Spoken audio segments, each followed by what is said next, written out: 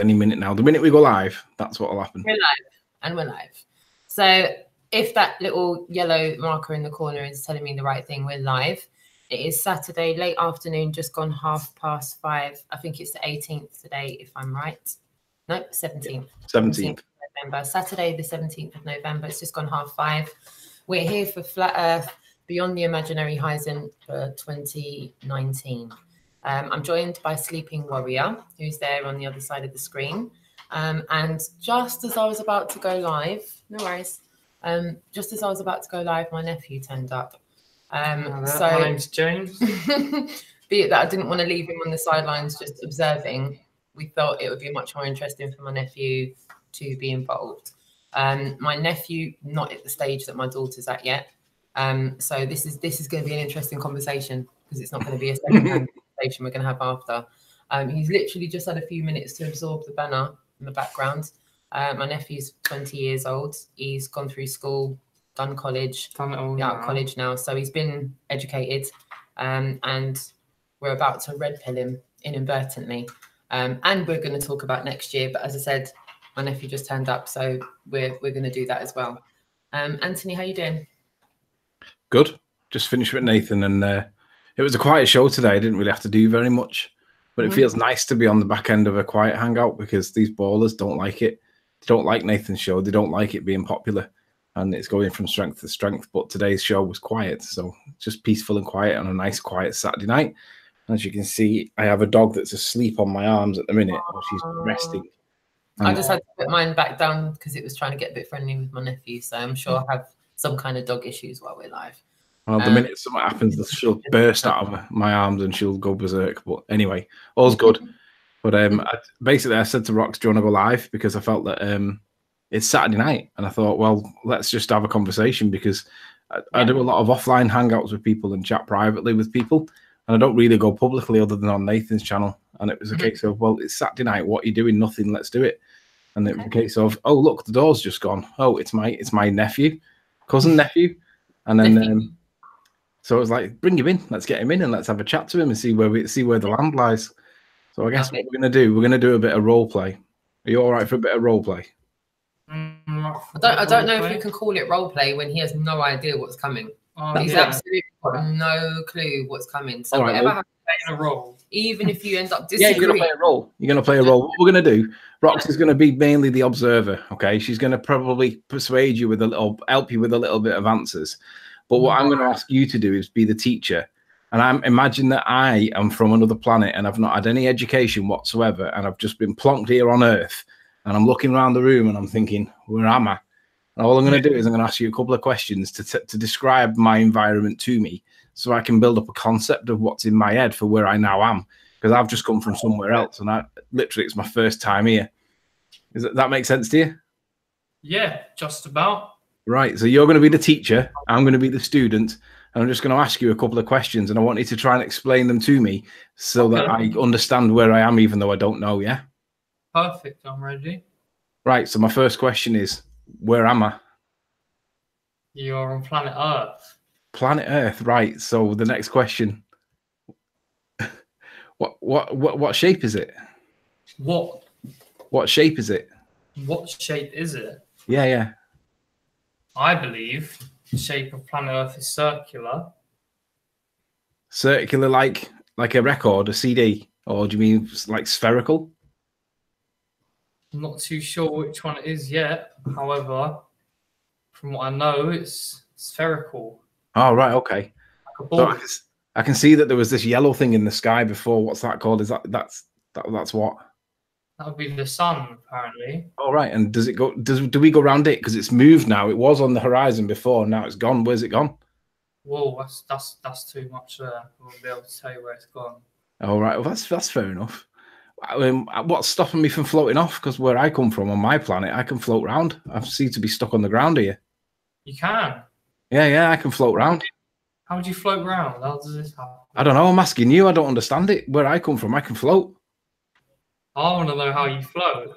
I don't know how I float. I just know that I can't float here. I'm sat on the ground and I don't understand it. What's going on? What is it that's holding us onto the ground here? From science, tells us it's gravity. Oh, that's a new word. I've not heard that one before. This is my word for the reason for why I float. Our word's called neutral buoyancy, and that's the word I'm familiar with. I'm not familiar with this gravity thing. What does that mean? What, gravity or neutral? The other word gravity. You said. What does gravity mean? Right, gravity. Not too good at explaining. I wouldn't be able to explain that to you. Don't Sorry worry, about you wouldn't that. be the first. You wouldn't be No, the first. you're right. It's okay. It's okay to not know the answers. It's Yeah, fine. it's fine. So if I said I didn't believe you, and I said the gravity sounds like it's made up, how would you demonstrate that it's true? Just by dropping something. So like by this. Oh, right. Well, on my planet, when we drop things, it doesn't drop straight away. It like floats down. It's like weird. It's down. Yeah, and some objects go up. Like that on my planet, that would go up because it's not heavy enough, and we call that heavy. It goes up. Yeah, it goes up. Have you got any objects that go up when you let go of them? No. I guess when they're bouncy, when the object is bouncy. You can't think of anything that might go up when you let go of it. Back up, but I'm not. I don't know. I don't know about that. Rox, can you think of anything that might go up when you let go of it? What here on planet Earth? Yeah. Oh, a feather. No, that comes down and it's slow. Come on, think about it. There are things on Earth that you let go and they go up. Oh, like a balloon with helium in it. Well done. So a helium balloon, Roxanne says, will go up. A helium balloon will go up. Okay. So what's going on there? Because I thought you said that when you let go of things and they go down. If you let go of a helium balloon and that goes up. Right. What's going on there? Well, inside this balloon, there is a gas that will go up. Yeah. So that is what's going on there. So the gas must be anti-gravity gas. Must be. Cool. So this planet that we're on, where is this planet? Where is it? Yeah. As in what sense? Like, well, is it its own like? Because I see these little twinkly things in the sky, and I'm not quite sure what they are. What are they? They're also another type of gas, I think. Little shiny things. Yeah. Little shiny things. Did they have a common name? Do you know what they're called? Because you said the sun, and I recognise that as a yellow thing. What are these little white things? The little white, they're called the stars. Oh, the stars, right? They're called stars. So we must be we're in amongst all these stars, are we? I guess so, we are, yeah. All right. Are they part of our medium or are they separate? Because they look like you could just touch them. I can't touch them. I've never been able to touch them, but no. You might meet some people be able to. The blackness that separates all the stars, what's that? It looks like it's like black. What's that? I wouldn't be able to tell you why the colour's like that. No, the blackness in between all the stars. What's the blackness called? I don't know a name for it. All right. Well, Roxanne, what's it called? Space. Space. All right. Okay. And that's a vacuum space, isn't it? Because we can't go there either, or not on my planet. It is, yes. A vacuum, yeah. Have you ever wondered that, you know, we're breathing right now, yeah? Yeah. At sea level, when you're at the beach, that pressure, that gas pressure is 14.7 pounds per square inch, which might not sound a lot, but it's like half the pressure that you put in a car tire. So if you think about your car tire that gets 30 pounds per square inch in your tire, they're about 35 PSI. Right. That weight is half 17 pounds per square inch, or yes, is it 14.7? I think it is, or 17.4. Quote 50. I can't remember which figure it is, but that pressure exists at the sea level at the beach. But the problem is we live in a vacuum of space. So, like, have you ever considered why it's the case that we've got gas pressure?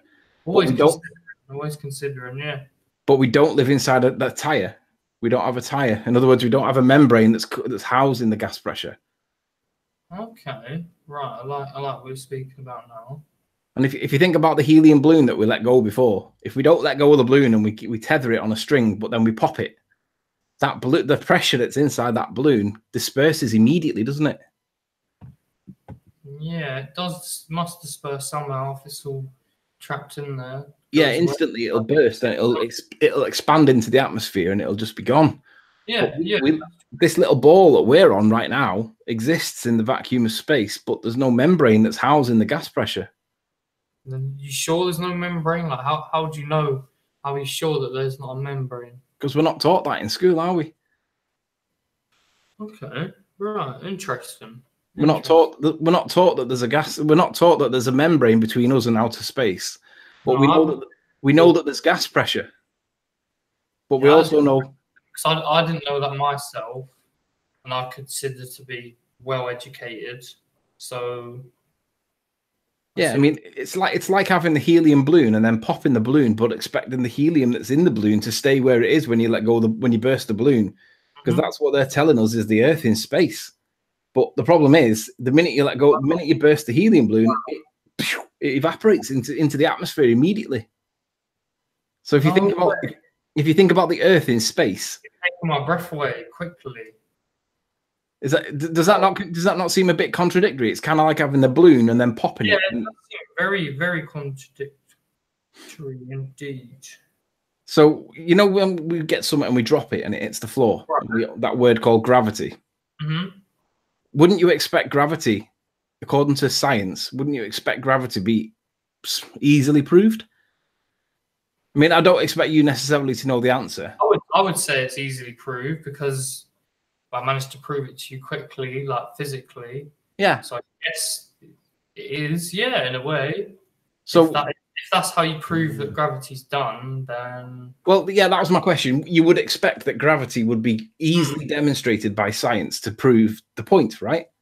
Well, there is no evidence of nobody's ever proven gravity. So the question becomes, well, we know that that's this little keyboard mouse. We know this keyboard mouse has got a weight, yeah? But we also know that the medium that the mouse is in also has a weight. But we have a disparity between the two. Right, now, if the mouse is greater than the environment it's in, compared to the helium balloon that is less than the environment it's in, objects appear to go up or down, depending on what weight they are in their own environment. So, for example, I'll give you a real-world example. Yeah. However heavy you are, how heavy are you? About 12 stone? How heavy am I? Yeah, about 10. I'd say 10, yeah. 10. So if you stand on a set of scales and you say 10 stone, right? If you put them scales at the bottom of a swimming pool and then you try and stand on them scales, what's going to happen? I won't say 10 I won't be saying 10 anymore, no. But you still do weigh 10 though, right? Yeah. But you're just in water. Change, no. But you're just in water now, right? So does that change it? Yeah, because the minute you push down on the scales to be able to measure a reading, it's going to send you back up again, isn't it? It is. But you're still supposed to weigh 10 stone, apparently.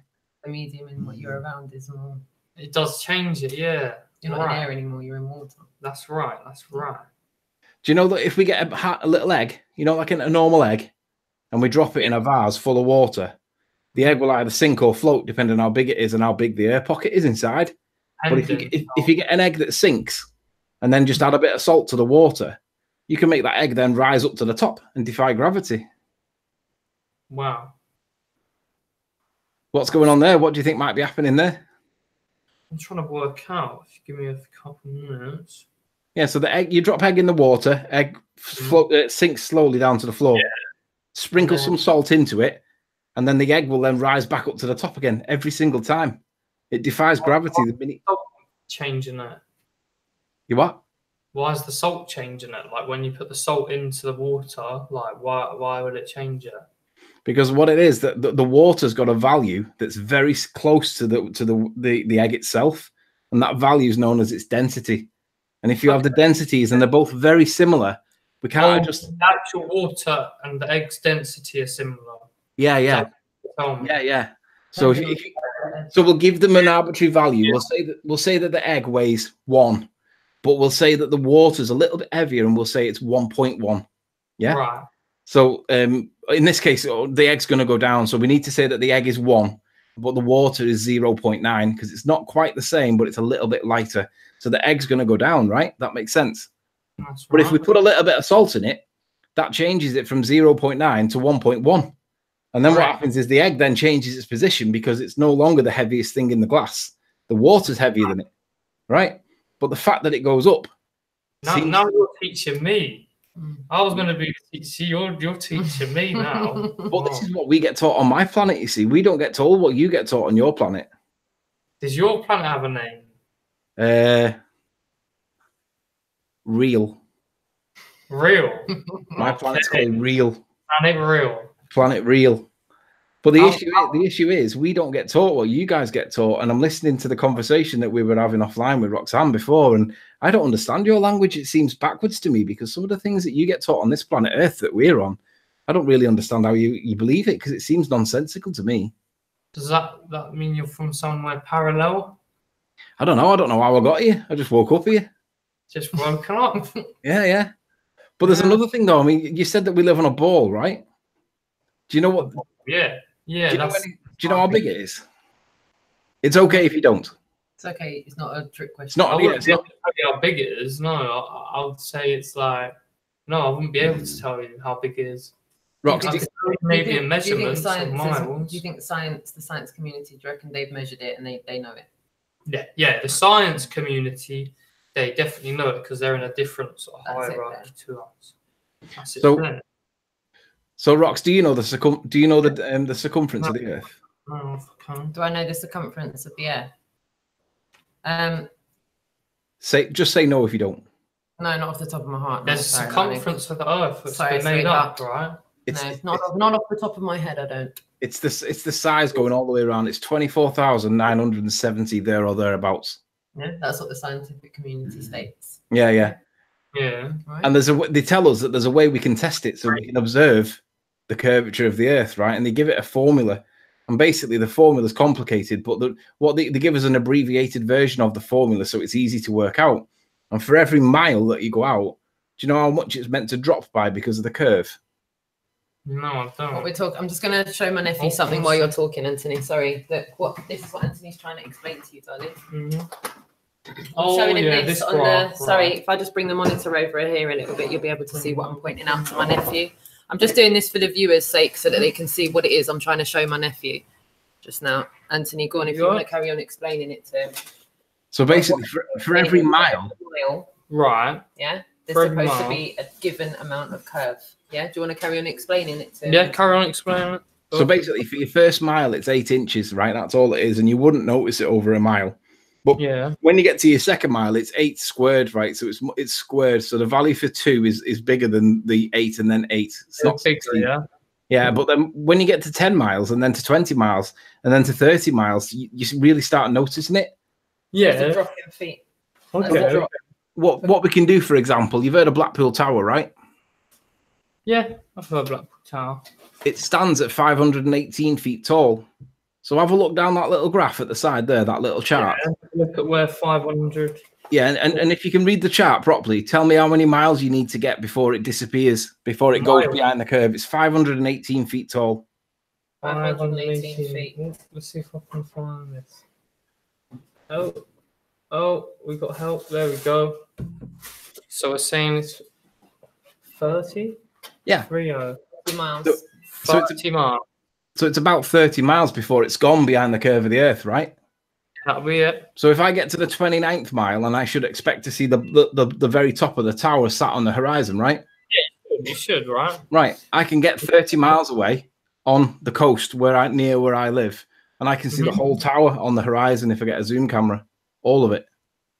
Shouldn't do that. No? Yeah. I've got these images here as well, Anthony, that I can show my nephew. There's the one there from Calais to Dover. Yeah. I'll tell you what I'll do. I will. Image. And there's the whole White Cliffs there. Wow. What I'll do, I'll show you a video that I took myself. Great. I'm just going to move this back over. Anthony, can I just sort my dog out? Meanwhile, I'm leaving you talking to my nephew for a second. Give me 2 seconds. And chat room, I'll be in there in a minute. And thank you to everyone that's tuned in so far. We're not done yet. Thank you. Thank you, everyone who's watching. I'm hanging in right now. Oh, bless him. Whilst Rox is sorting out her dog. Give me 1 sec. Actually, you need to present me, Rox, before you go. Yeah, cool. Alrighty. Right, so if you present my screen now. on it. One sec. Present to everybody. I'm just making sure everyone can see that. Give me 1 second. So, yep, everyone can see that. We're all good. That's the chat room as well. So my nephew's got my phone in front of him, so he's able to see the chat. So if anyone does say anything, my nephew will be able to, he won't be able to type back just now, but he'll be able to see what you guys are saying. And that's my nephew. Okay. So are you seeing my screen now? Mm-hmm. That's Blackpool Tower, right? You'd spot that miles away, wouldn't you? Yeah, I spot that miles off. And we know that at 30 miles, we know, according to the chart that they tell us is the shape and the size of our Earth, right? We know that we should be able. We know that we should be able to get 30 miles away, and it should look like that. Because this gentleman that's in this window here, this guy's name's Mick West, and he went to Manchester University, right? And he told me that all we'd need to do is get to that 29 miles, 30 miles, and that's what it should look like. I'm going to show you what it actually looks like when you do the observation in real world. That's actually show me quickly. Yeah, quick. That's it. Can you see it on screen? I can see it on the screen. Now, there's a light down at the bottom of the foot. I'll call it the foot of the tower. You can see the foot of the tower. Yeah, and there's a roller coaster that's out to the right, which you should be able to see. It's like a little. The roller coaster sits at 235 feet above the surface of the water. Okay. 235 feet of the water. But the water. whole tower should be gone, right? But look at this light that's down at the foot of the tower. You can see it where my mouse is. Yeah. Mm-hmm. Now, when we go back to the beginning, we see at the bottom of the tower, we see this fixture, which is it's called the love heart. And that's what you're looking at when you're looking at that tower. You're seeing that part of the tower. So obviously, when I play the video, you can see that as this drone climbs the tower, and obviously you can see how high it is. We're seeing right the way down to the bottom of the tower. Now it sits on the ballroom of the tower, but that's what we can actually see from 30 miles away. But it's actually meant to look like that. So there's a bit of a problem there, and it makes me think. There's a bit of a problem there. Now, I'll show you another bit of interesting, juicy gossip that's a little bit interesting. Bit of juicy gossip. I love a bit of juicy gossip, mate. Right, so we have my most popular video. How's my hair looking today, Andy? I'm self-conscious of it. Say again? How's my hair looking today? I'm really self-conscious of it. Don't worry about your hair, mate. Don't worry about it. Right, check this.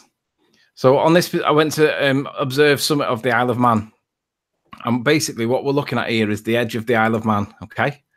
And there's some land that I found that looked a little bit weird because it seems to be floating above the horizon. I didn't quite know what I was looking at, but I wanted to try and find out. And when I went back to my computer to find out what it should be, this part of the land, if it was the Isle of Man, should be gone behind the curve of the Earth.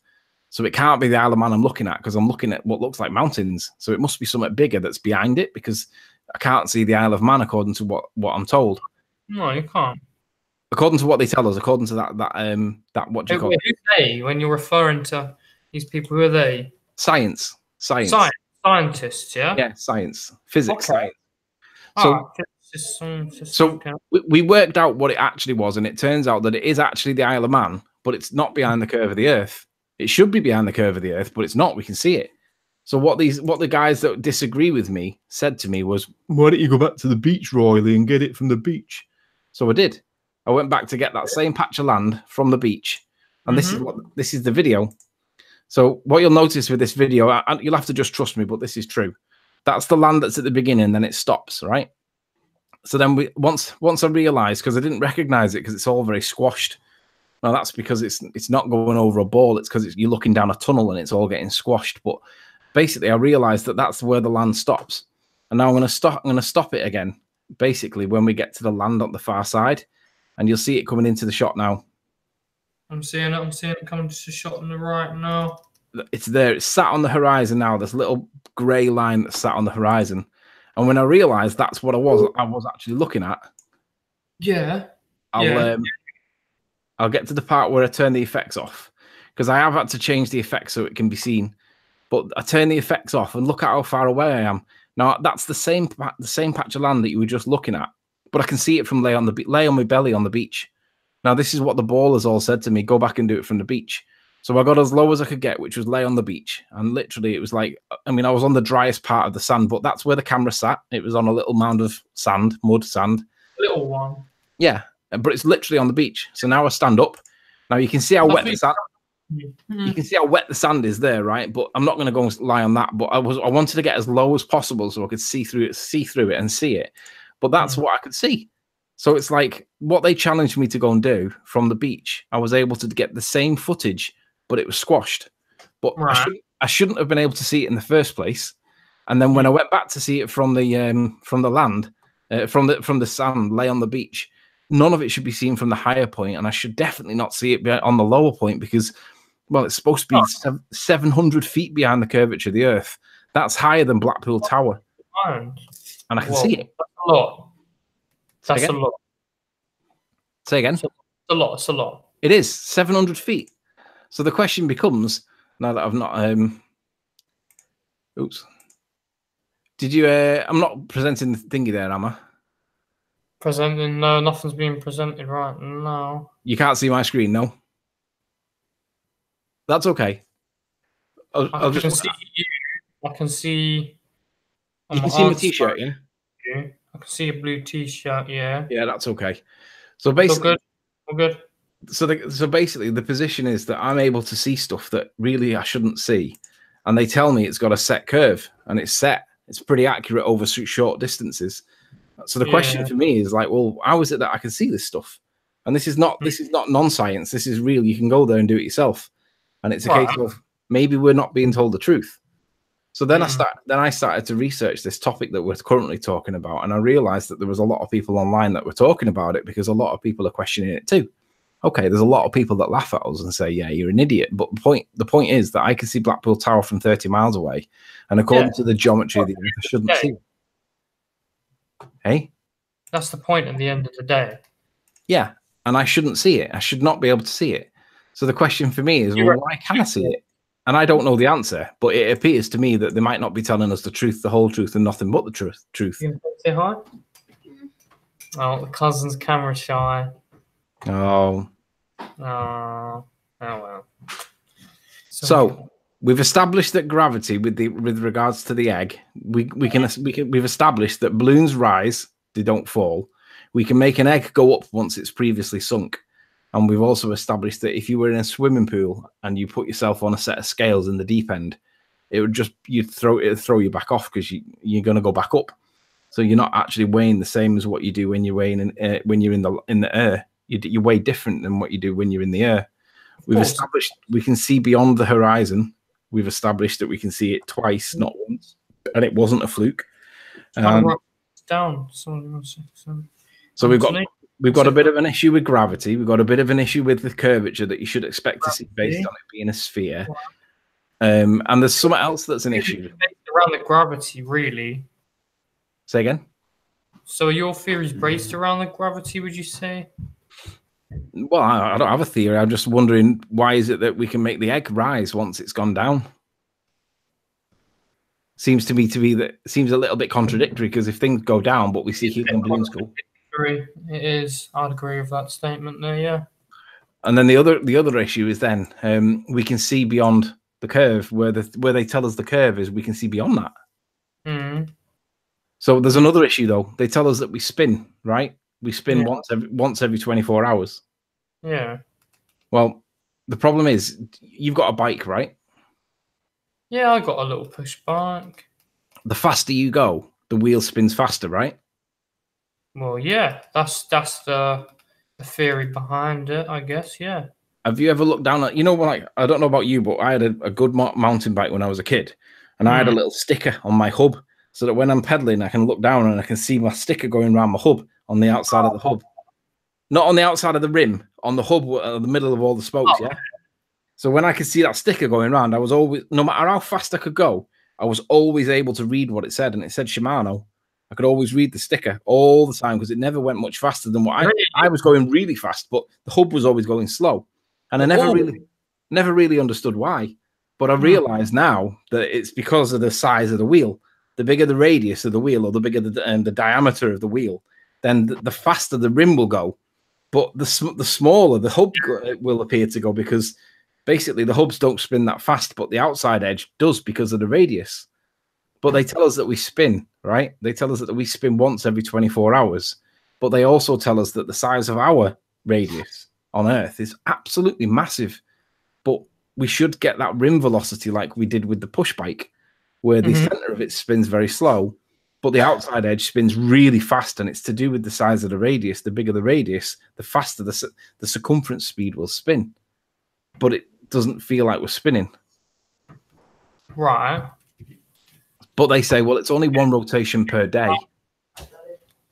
I've had some of this in age. It's been months since I had some of this good drink here. What drink is it? Oh, I think we got. It's non-alcoholic. It's just Coke. Oh, we got Scotch and brandy. No. It's not really. It's non-alcoholic, everyone. I'm not getting my nephew drunk, believe me. Do you want to stop presenting me, Rox, so that... No worries. So the question is, like, that drink that you've got there, it's in a container, isn't it? It's in a container. Would you be able to have that drink without a container? What would happen if that container wasn't there? Oh, you'll be going everywhere. You can't contain the drink, can you? Correct. So it's the same principle with gas pressure. You can't have a gas pressure without a container. You need the container. And if you have the container, then you're all right. But with no container, then there's an issue. But in the bigger picture, the sphere that we're supposed to live on sits in a vacuum environment, according to what they tell us. But we have a gas pressure, but we're not told that we have a container. So we must have a container of some kind if we've got a gas pressure. So I'm not quite sure. I'm a bit confused. I'm asking questions and I'm thinking maybe they're not telling us the truth. Do you think they're going to be telling us the truth? Why are they going to be telling us the truth? Well, exactly. That's the question. It's like, do you think that the government might not? I mean, do you think the government tell us the truth? Do you think the government tell us the truth? And then they're probably not telling the truth, and then they're not telling the truth. It's all like a pyramid, isn't it? When you were in school, did you get told that we went to the moon? Yeah. Did you ever question it, or did you just accept it? Just accepted it. Me too. Well, actually, I did question it, obviously, because it just did sound a bit mad when it was first explained to me. And when you get educated about it, then you understand the reasons why and stuff. So, have you got a view on whether we went to the moon now that you've left school, or are you still of the view that we went to the moon? I'm still feeling that we went to the moon. But someone must have. Yeah, you'd think so, but let me tell you what I think. What do you think? We didn't go to the moon. We staged it. We staged it to make people believe that we went to the moon, so that they could just basically take a load of money off people in the name of space exploration. And there's no evidence they're not able to get to the moon at all. It's too far away, or it's too high, or whatever. There's something stopping us from getting to the moon. That definitely makes sense. Yeah. I'm not going to say that I know what it is. I don't know what it is, but I'm satisfied that they didn't go to the moon. And for me personally, the best reason is that they say, according to NASA, they say that it's 240 to 270,000 miles away, depending on what time of the year you go. And according to NASA, it took them 3 days to get there, and it took them 3 days to get back. Now, the problem with that is when they built up the velocity to get out to space, out to the moon from Earth, they were pushing off the Earth's atmosphere to get the speed to be able to get to the moon. But then they lost the first stage of the rocket. Then they lost the second stage of the rocket. And then they're left with like the tip of it, which is just like the end part of it.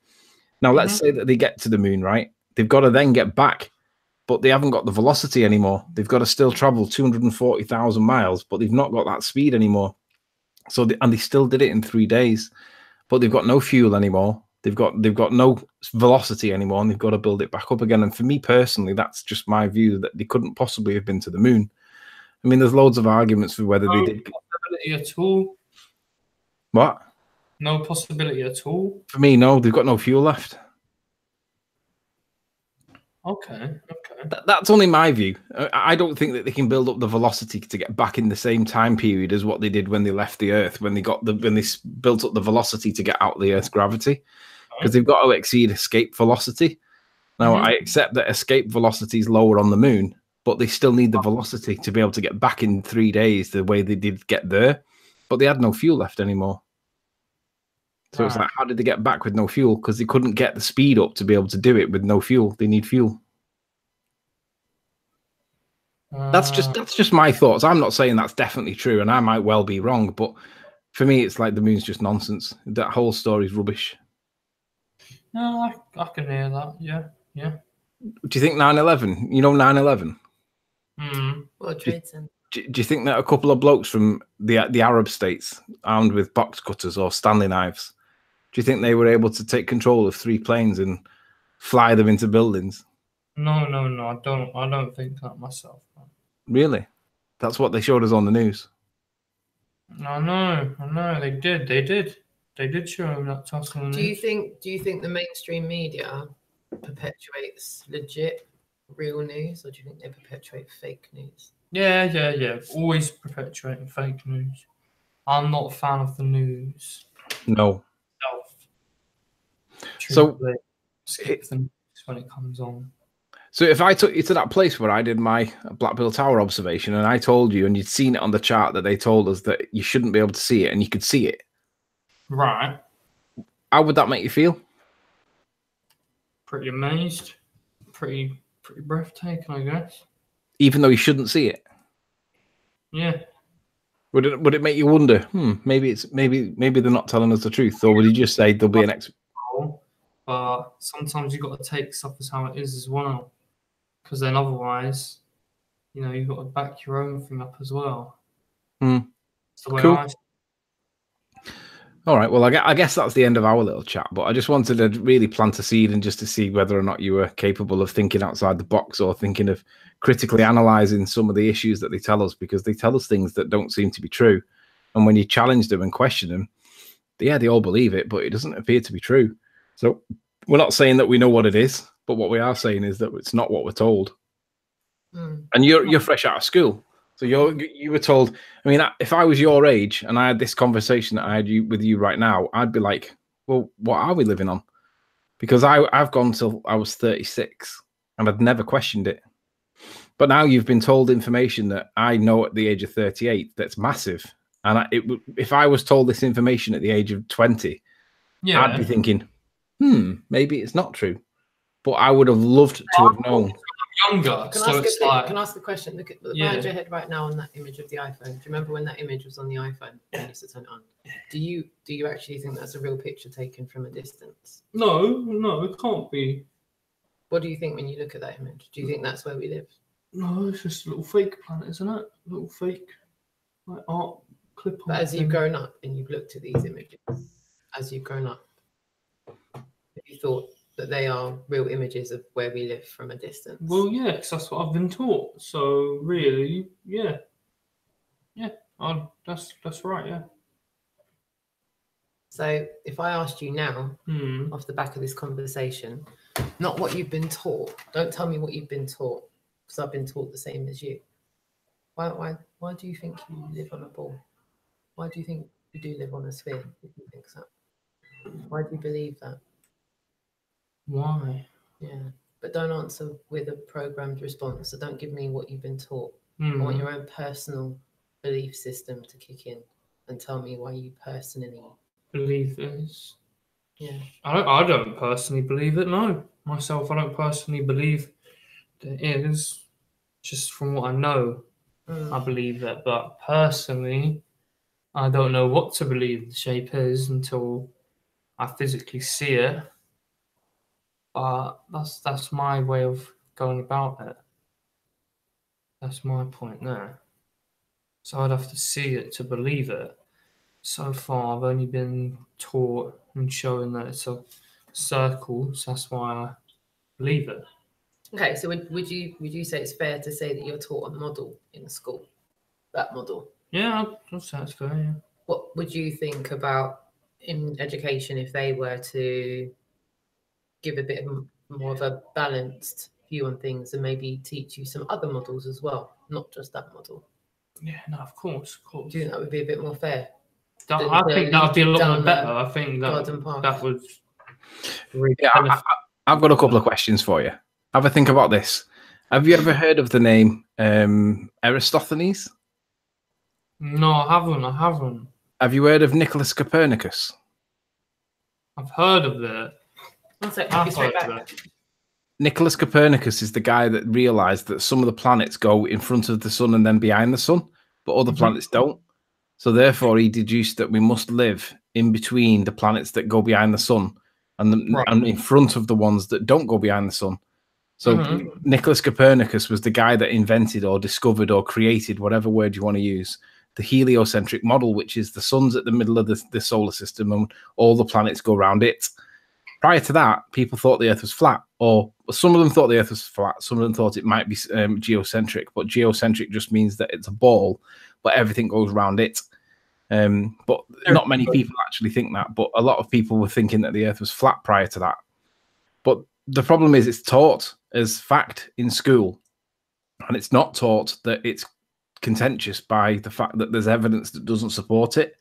So I've shown you two tonight that I've done myself that showed me that Blackpool Tower should not be seen from 30 miles away, and the land that I saw of the Isle of Man should not be seen when I'm lay on the beach, let alone from the hill that I was at. So basically, that's two pieces of evidence that I questioned because I realized that it might not be the way they're telling us it is. But Nicholas Copernicus is the guy that is taught in school for the world that we're living on. But they don't tell us that it's contentious. They don't tell us that people don't necessarily agree. They teach it as fact. They teach it as though it's indisputable, that there's not even a discussion about it. They don't tell you that people don't necessarily agree with it because there's evidence that doesn't support it. And if something doesn't support it, it means that it's not true. Something else is going on. Now, I'm not saying that I know what is going on. I don't. But what I realize is that when it comes to the moon phase, new moon, I don't know if you're aware, but if you have... I'll try doing it like this. Can you see that? Right, they're about the same size, right? One of them's the moon, one of them's the sun. Over the lunar cycle of the lunar cycle is 27.3 days, and that's the time it takes for the moon to pass the Earth, right? So basically, at some point, one will transit the other and come out the other side, right? Every 27.3 days, that's what's meant to happen. However, at the point where they transit like that, the moon goes missing for everybody on the planet for 3 days. Nobody sees it. Now, we shouldn't not see it because you can see the backside of the moon. It's lit up by something called Earthshine. But also you should see a crescent because if you look at the moon right now out the window, there's a crescent on the moon. And that tells you that the sun's in the direction that it's pointing. But the fact that you can see the crescent tells you that it's getting some light from somewhere. But when the moon happens, no one sees it and there's no crescent for 3 days. Nobody sees it anywhere on the planet. If you think of all the angles, relative to the moon going around the Earth and then the sun's supposed to be interacting with it, we should all see it, but we don't see it. And that question's not answered by science. They just say, well, it's not getting any light from the sun, but it should be getting some light from the sun, and we should see a crescent, but we don't see it for some reason. I'm not saying I know why, but I'm saying that there's for me. Do you want to find out why? I don't know the answer. All I know is that the moon can't go missing when it's transiting the sun. We should see it, but we don't. Okay. There's loads of things, but yeah, go for it. So much done. No for it. No for it. You need to use the bathroom, everyone. Sorry guys. I reckon we've flat smacked him enough. Penny, come here. Come here. Do not chase him. Sorry, guys. Let me just get the dog. Sorry. I reckon we might have flat smacked him enough. I think we might have scared him into submission.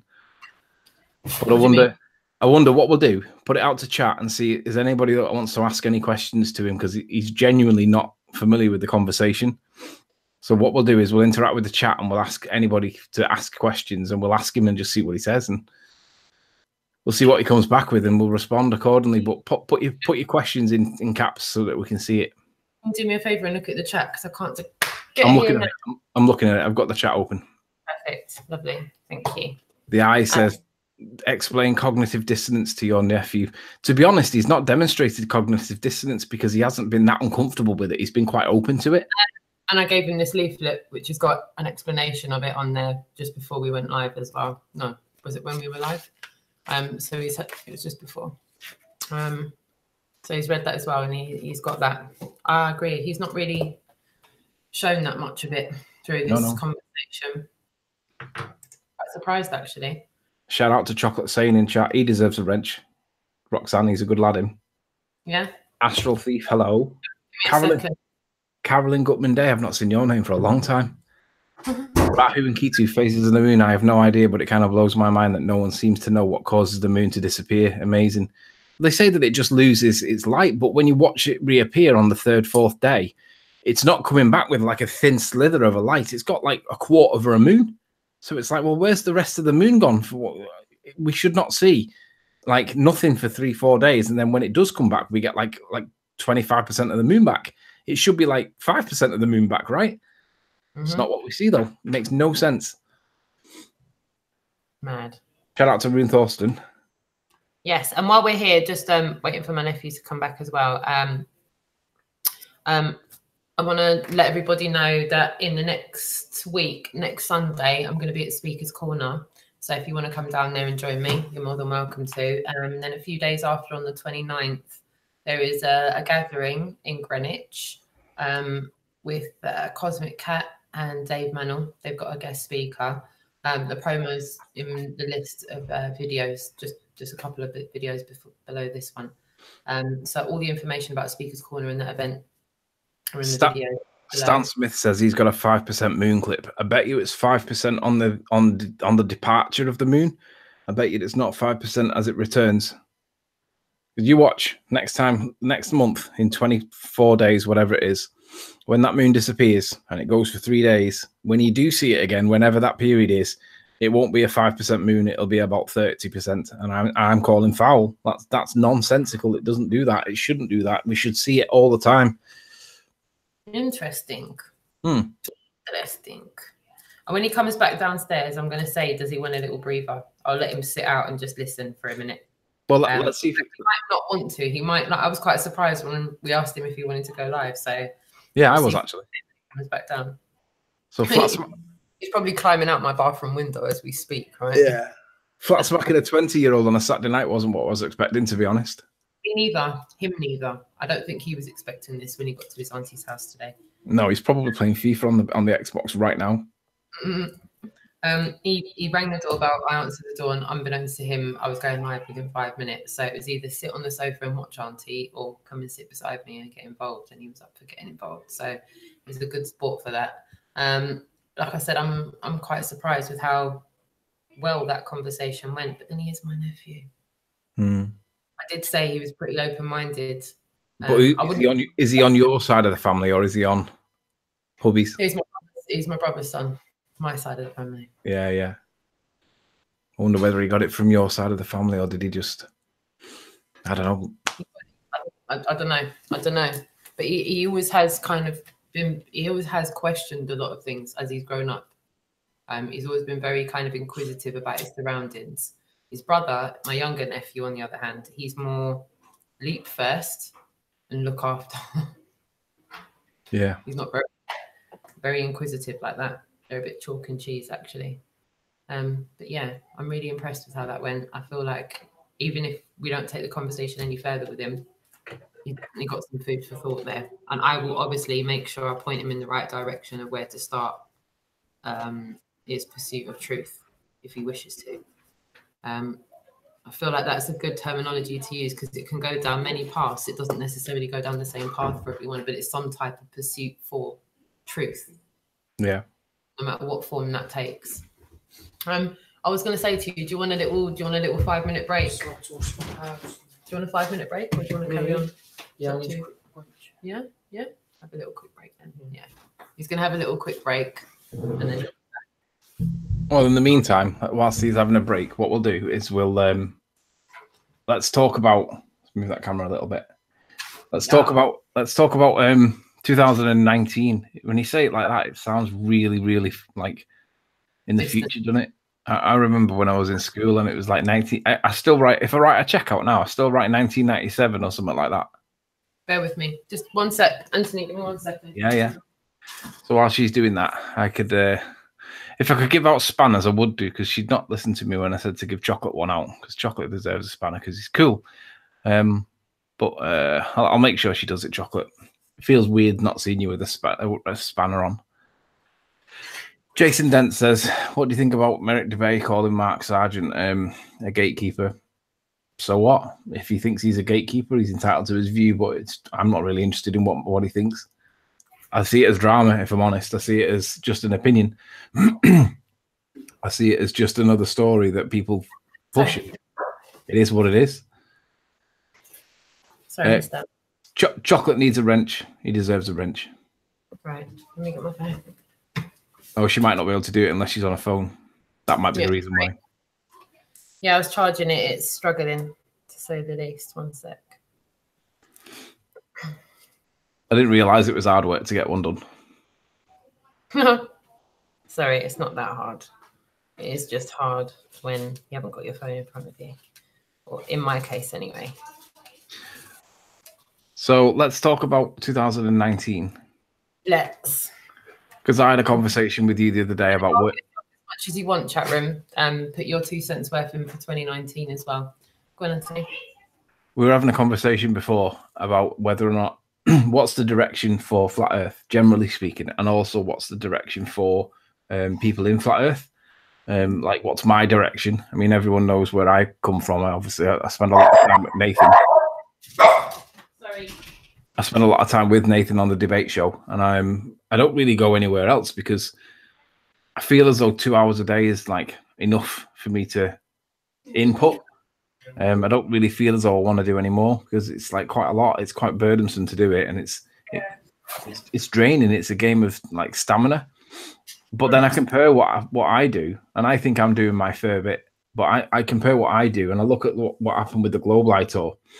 And like, as I say, I only met Roxanne's channel about maybe 3 weeks ago, maybe 4 weeks ago. And I didn't know about her until then. I remember seeing her on Patricia's show. And I remember thinking at the time, oh, someone new. But I always think that, someone new. And then you expect to run into them at some point. And it never happened. And I'd forgotten about her. And then it was only when Ranty said to me, he said, like, do you want to come down to London and we'll see the end of the Global Eye Tour? And I said, what Global Eye Tour? Genuinely didn't know about it.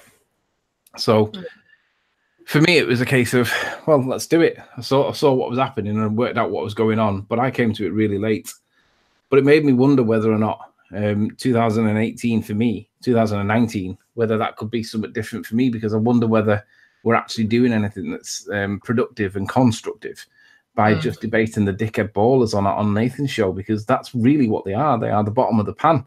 It's the burnt stuff that you scrape off with your spoon while you're stirring your meal. Do you know what I mean?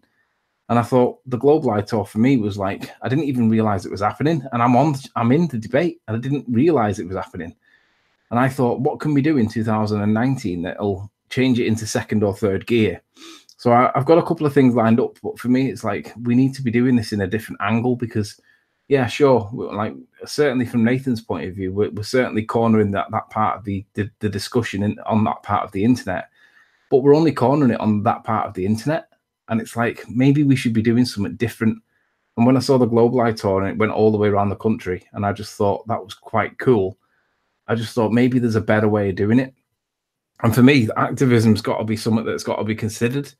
Now, I'm not saying that I've got the balls to do it myself, even though I understand all the arguments, because I think I'd probably get into too many fights with different people.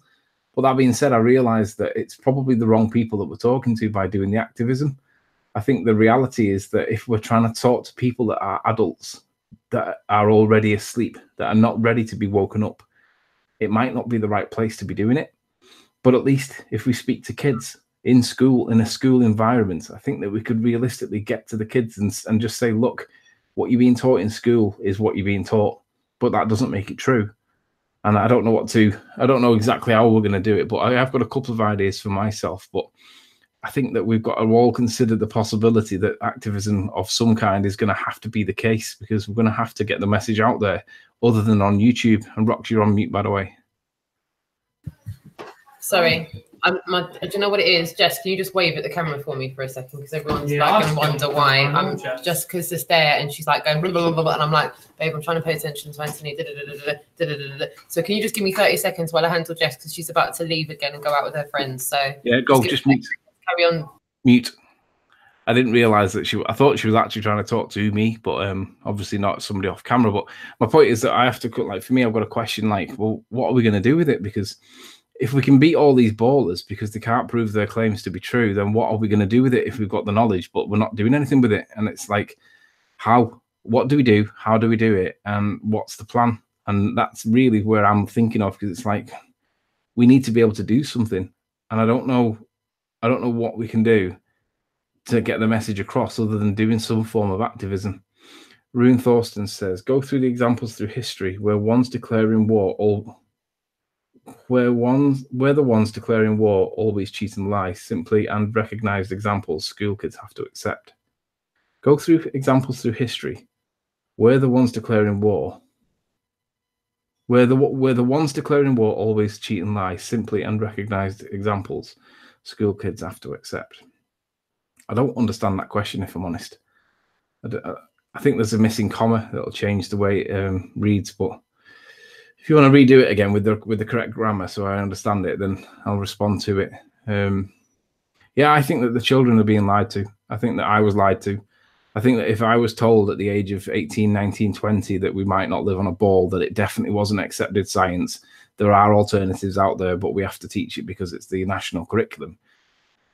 The way that would probably have changed the way that I viewed physics, because I'll be honest, I wasn't really interested in physics. I was interested in all the experiments that you do with weights and pulleys and all that, and then calculating the forces and all that stuff, and it was okay. But if I'd have been told we don't necessarily live on a sphere, this is what we are going to teach you, but it's not necessarily accepted by everybody, that there are opinions to the contrary, and you should go and research it yourself and come to your own conclusions. But to pass the exam, this is what you need to know. That would have made me a lot more interested in science. It would have made me a lot more interested in getting out there and doing something. Because when you do go out there and test it, you realize that it's not what they're telling us. It should be the case that we should see curvature all the time, every day, and we don't see it. Then you get a little bit of obstruction at the horizon, and that's what they call curve, but it really isn't curve. It's something else is going on. Might be the angle, might be to do with the weather.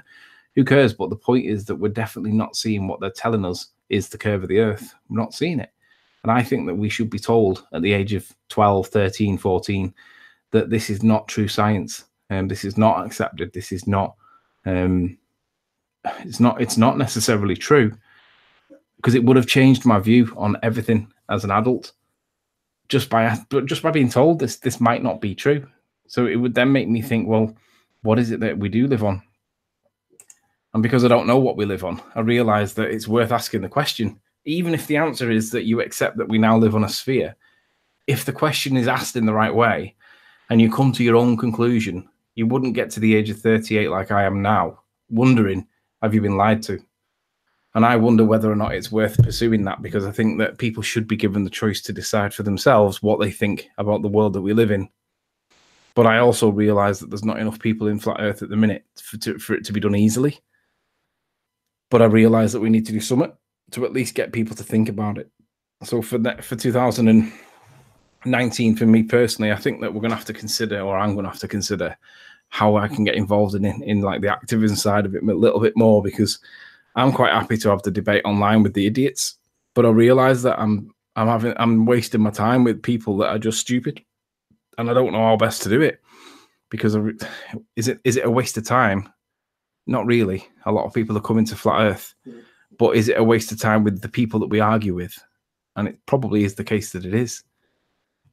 So I'm hoping Rox comes back, because I'm just killing a little bit of time because I want to ask her some questions. But I don't know if you guys are aware, but there's a podcast that I think it was Jason that did. I'm not quite sure who did it. I only heard it last night, but it was Roxanne with, I think it was Jason. I might be wrong. If it's not, forgive me.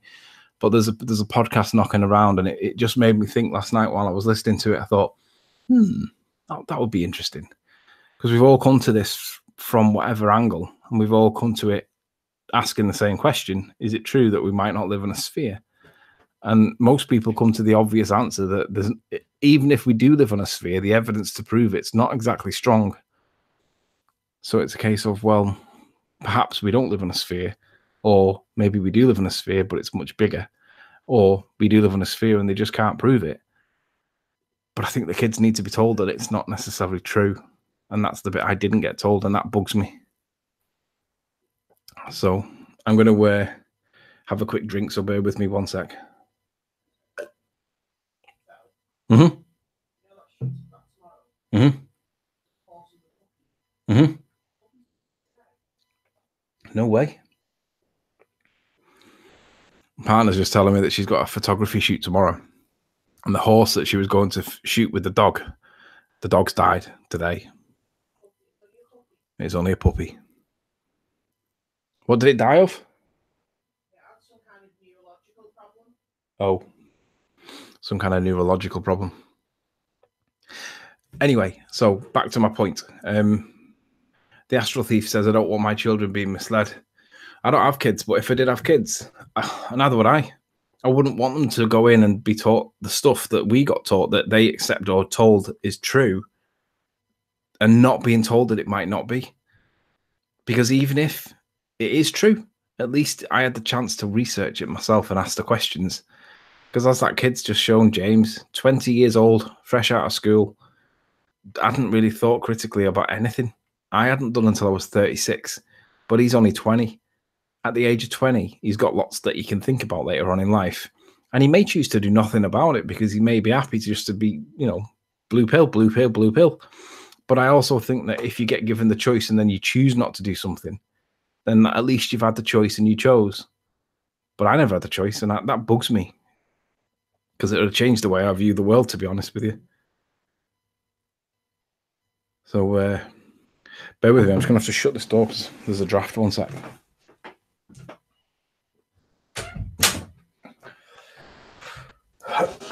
So, I don't know what people are planning on doing for 2019, but I think personally that 2019 should be, there should be an active, concentrated effort on doing some level of activism for the year, and then see what happens after the year. Because, like, we can have all these hangouts and we can all come and go and we can all sit here and chat and be nice and friendly with each other and saying how wrong it is, and we can say, yeah, it's bad and that this should happen and that should happen. But ultimately, it's down to us to do it. And I'm not saying that anybody should do it in a particular way. I'm not saying that certain people shouldn't do it. But what I am saying is that we're going to have to do something, because it's not really acceptable what is happening. And I'm pretty sure most people would agree with me that somebody should do something. But I also think that most people would agree with me and say, perhaps it's down to us to be able to sort out. And if we can't sort it out ourselves, then we're our own victims, aren't we, really? We can't really complain if we do nothing. Everybody should be responsible for doing something, but if nobody's doing anything, or there's only the odd one or two, it's down to us, isn't it? It's not down to anybody else to have the battle for us. Beyond practical examples, with Del and Roxy up front. Well, to be honest with you, when I first come across Del, I loved the way that he was going out doing his activism, because, I mean, I'm sure he'll not be offended when I say this, but he looks rough, doesn't he? He's got his hat on. He's got his parka jacket, or his whatever, bomber jacket, whatever they're called. And he looks like a streetwise bloke. He looks like he's somebody that's had a couple of fights in his years. He's got tattoos all over his hands. He looks like a rough guy. He rides motorbikes. You know, he's got that persona of a Hell's Angel kind of thing. And maybe not that strong, but you know what I mean? He's quite strong looking. He's got a persona about him, right? And he's there talking to people on the streets like a normal bloke. And I remember watching his earlier stuff, and I remember thinking, that guy's cool. It takes balls to do that on your own, and he did do it on his own, and I was like, wow. But then I realized that nobody else really is doing that, and we really need to be doing that, because maybe not so much on our own. I wouldn't go out and do it on my own. That's crazy. I probably end up getting stabbed when somebody said gravity was a real thing.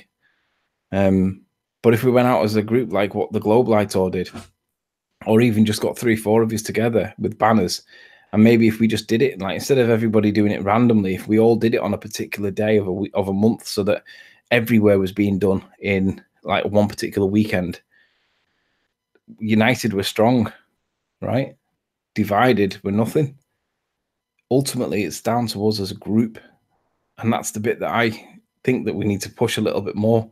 We need to get 3, 4, 5, 6 people together and try and do something every other week, and maybe every third week or something like that. Do something over the weekend, so that more than the odd hangout, more than the odd place gets targeted randomly. It should be everywhere getting targeted, organized, and it should be the same week. It should be, if it's the second weekend of the month, every month, everybody should go out and do it. And we should all populate our videos and say, look, this is what we were doing. And so what if we don't get all parts of it right? We don't have to provide any models. We don't have to provide all the answers. All we've got to say is that maybe we're not living where we're told. Maybe there's other things to this, and show the reasons for why we think so. The moon's a really good one. It can't go missing. But that's where I'm hoping that, for me, that's where I'm hoping that 2019 goes, because I realize that we're never going to do this on like with the odd bloke here. And I mean, what Roxanne did with the Globe Live tour was really cool. But it opened my eyes to make me realize that this is really what we're going to have to do. We're going to have to do it ourselves. We don't have media. We don't have radio. YouTube's a net. It's a circuit. It's a closed circuit. People, yeah, they do come about it, but I didn't know it existed until 2016. I didn't know that people were asking questions. So the eye says, I disagree. This is not a group thing. It's an individual thing. Well, if it's an individual thing, then nothing will ever get done, is it? I don't see how anybody as an individual will do anything, because it's just too much to do. But if you want to say it's individual, you don't have to participate. But I'd be up for it. I'd be up for going into the next town or whatever and meeting up with somebody and then going to a different town or whatever, because you only need 3 or 4 people in a group, and then all of a sudden people start. But if it's happening everywhere, that's they're not going to be able to turn away to this, even if it's just one weekend of the month. I think we could all do that if it was the first weekend of every month. I don't know where the host has gone. I'm feeling left out here. I'm all on my own, holding the ship down.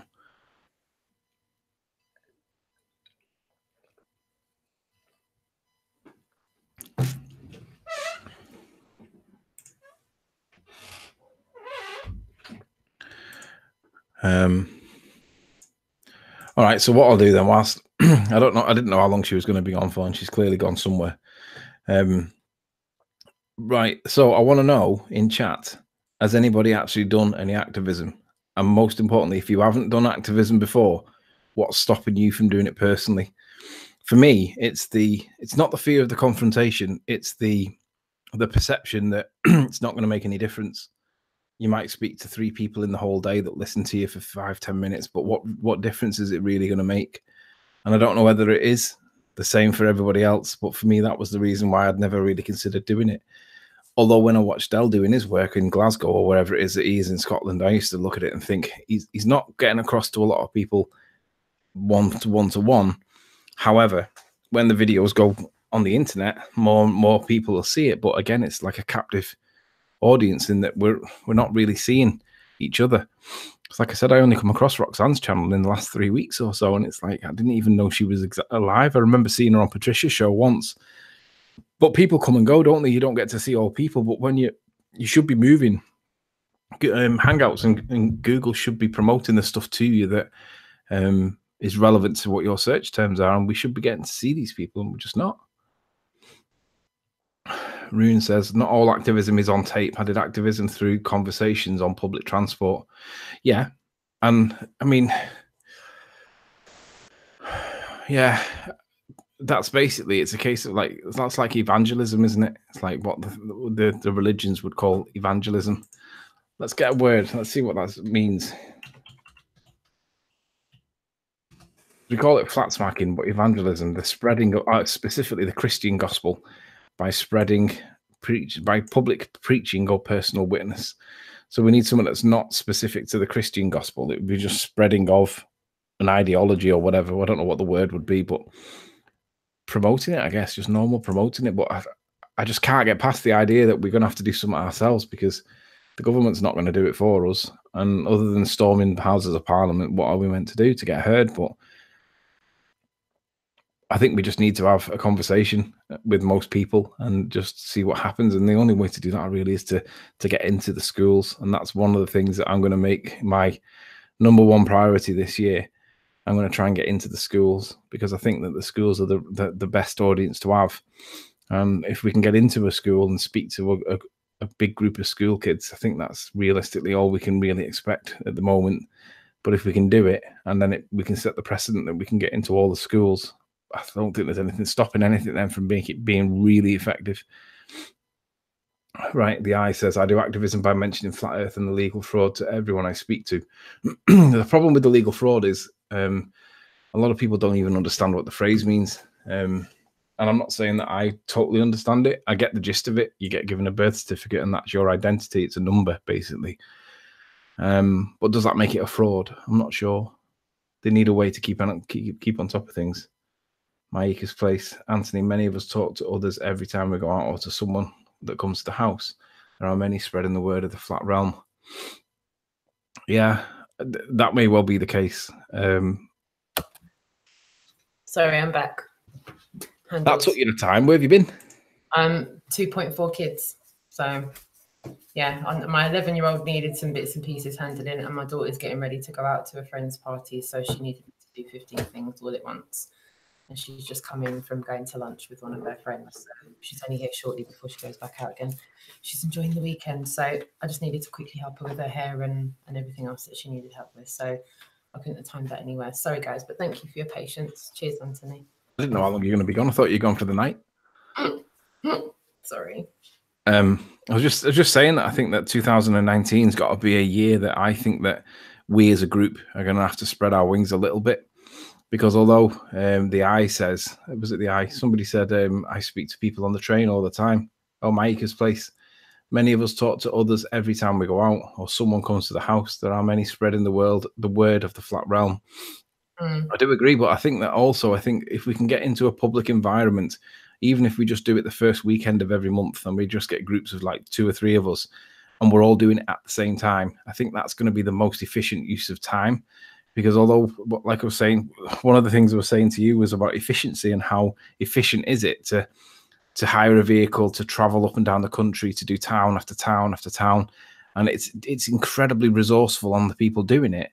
But ultimately, how many people actually got flat smacked? And I'm not criticizing when I say that, but my question is, how effective was it to spend that amount of time, money, and effort trying to do something where you maybe I don't know, you might have converted, say, 10 people over the whole over the whole trip. You might have got 25 people thinking about it, but not doing anything about it.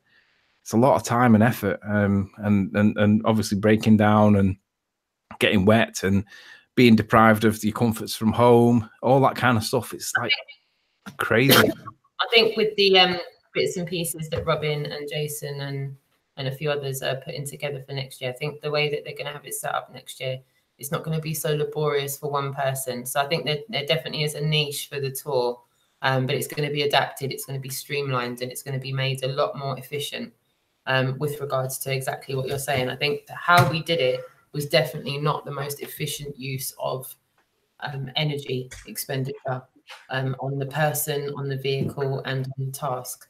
What I think is amazing and incredible is, given how monumental that effort was the fact that it was actually completed. Because I tell you, under no uncertain terms, it was monumental, the effort that was put into that tour. And for those 8 weeks, Harry's absolutely unrelenting in how he pressed forward with that. He was on the tour bus every single night, as well as Jason and everyone else doing an incredible length of time on that camper. But I definitely agree with what you're saying. It's a situation for us to look back on and say, okay, you know what, given that being said, how else can we use people's time efficiently to try and wake up as many people as we can? And that's what I love about where you're going with the idea of going into education and trying to wake up the next generation. Yeah, I think that for me personally, I think that my direction for the next 12 months has got to be more active rather than just trolling the trolls on YouTube, because although I enjoy it, and I do enjoy... Anthony, I can show you some real life ones of those at Speaker's Corner.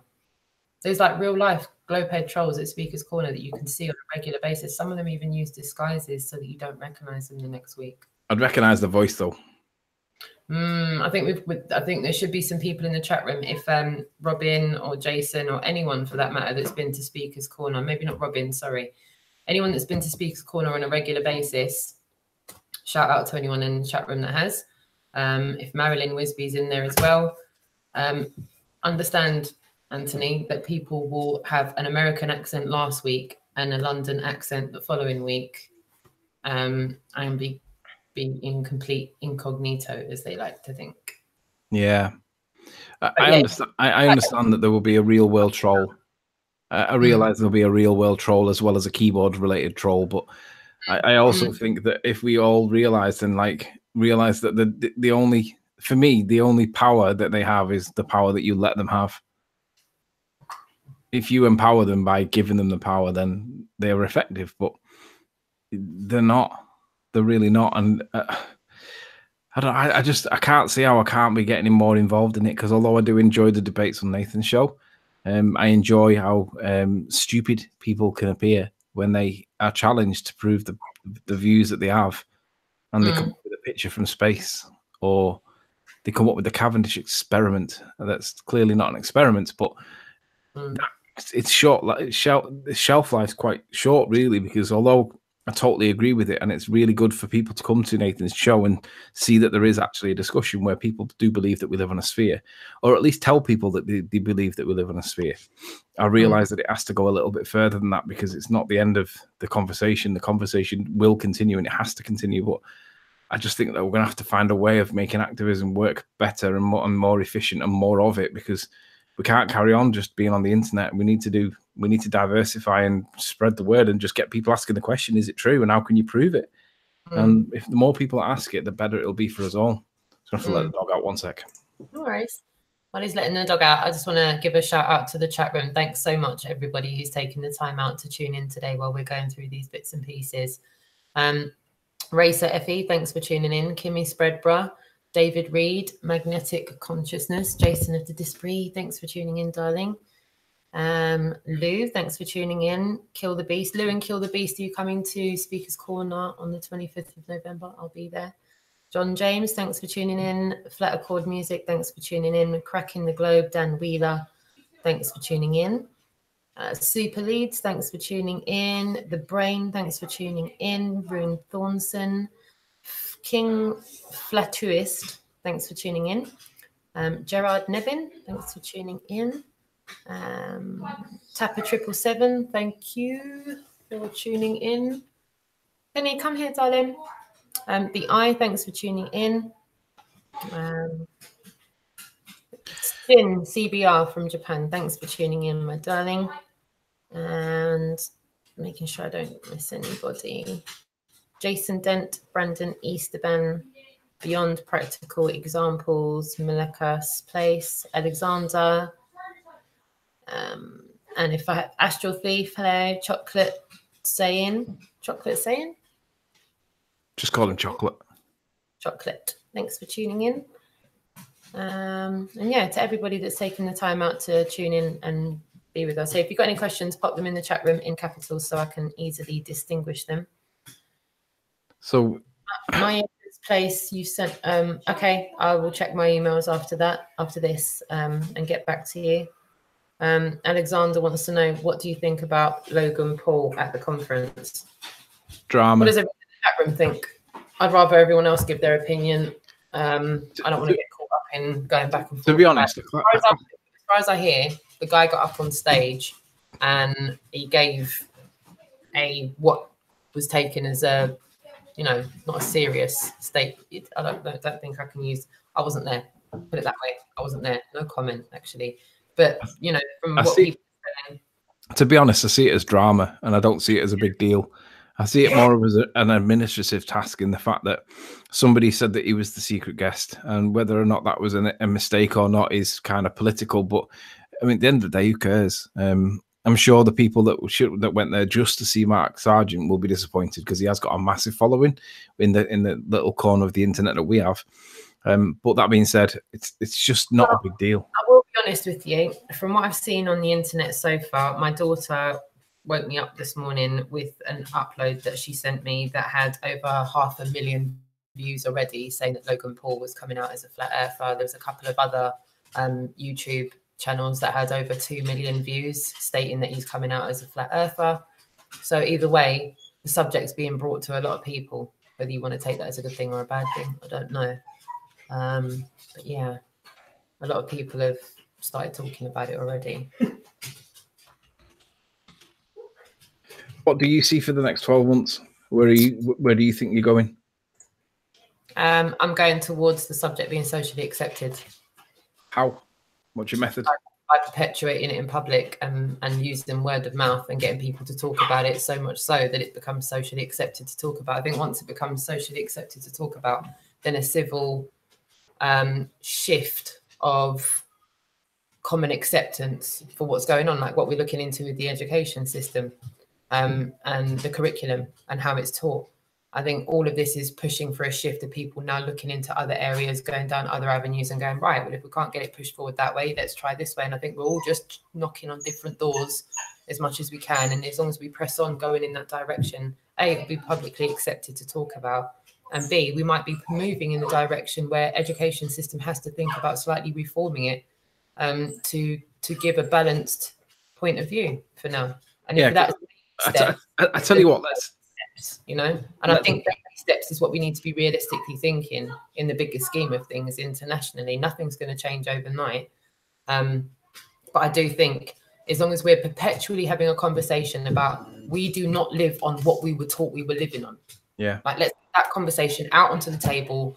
It's not an under the table conversation. It's not something you should be socially embarrassed to be talking about. And I think it possibly is going to be maybe definitively down to the way this conversation's delivered to people for the first time, whether it is to be then perceived as being socially acceptable. And I know some of what I'm saying is a little bit speculative speaking, but I do think that there is room for online battles. There's room for going out onto the street and having, but there's room to package this subject up and put a nice juicy bow on the top of it and give it however you can. And I think as many diverse ways as we can get the bow wrapping up the truth and being delivered to people, go for it. If people want to start using informative things on their envelopes when they're using the mail, go for it. Richard was showing me that yesterday. Yeah, all right, you don't have to research flat earth on it, but you could put, have you ever questioned, you know, you could actually put a question in a little design bubble on your envelopes when you're putting it, just pop the question out there and get people talking about it, because I think that's the only way we're going to get the cogs moving. Some kind of social reform. Well, of common acceptance.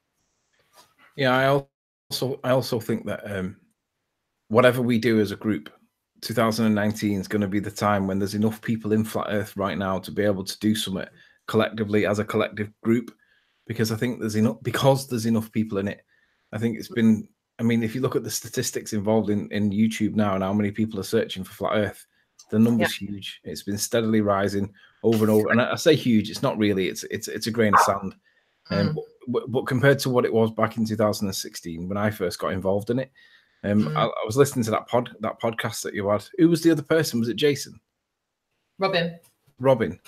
So he asked you the question, something like, what have you done in the last 12 months that's different, or something like that? And your answer was, well, I've gone from watching videos to participating in videos to now making videos, and now I want to do something different and like something like push it further. And I looked at that and I thought, well, what have I done in the last 12 months?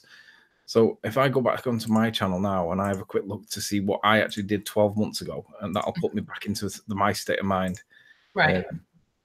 It'll be the case that I was basically doing the same thing that I do now. And although I do enjoy what I'm doing now with Nathan and stuff, it's not that productive. Do you think it's been an efficient use of your time? No. So 12 months ago, I was calling out Miles Davis, ballers, don't be like Sean Hufford. I did do my Isle of Man observation that got me my best video, but what was I doing? I was realizing that basically I was battling trolls, and the last 12 months really, I've not really done anything. I mean, there will be contribution. There is contribution there, but I've let others do it, and I've just sat back and watched, and I feel guilty looking at, like, when you put it in that context. You said I've gone from watching videos to participating in videos to making videos, and although there is obviously a place for videos, I realized that really we all need to be doing a little bit more, and we don't have to do a lot more for it to make a big impact if we're all doing it. And that's where we need to get involved. And I think that we need to do something. I mean, I was saying to some people, I'm just reading what John put. He said I was in Fazakerley Hospital the other day to massive that Aussie in it. I lost my track of thought. What was I saying then? I've lost my track of thought now because I saw my name highlighted in the chat. Yeah, when you put it that way, it made me realize that really I've not moved on, and I felt guilty because I look at other people doing stuff like the Global Eye Tour, and I think like Jason and what's the other guy called? John Smith Global Eye. John Swift Global Eye. Yeah, John Smith Global Eye.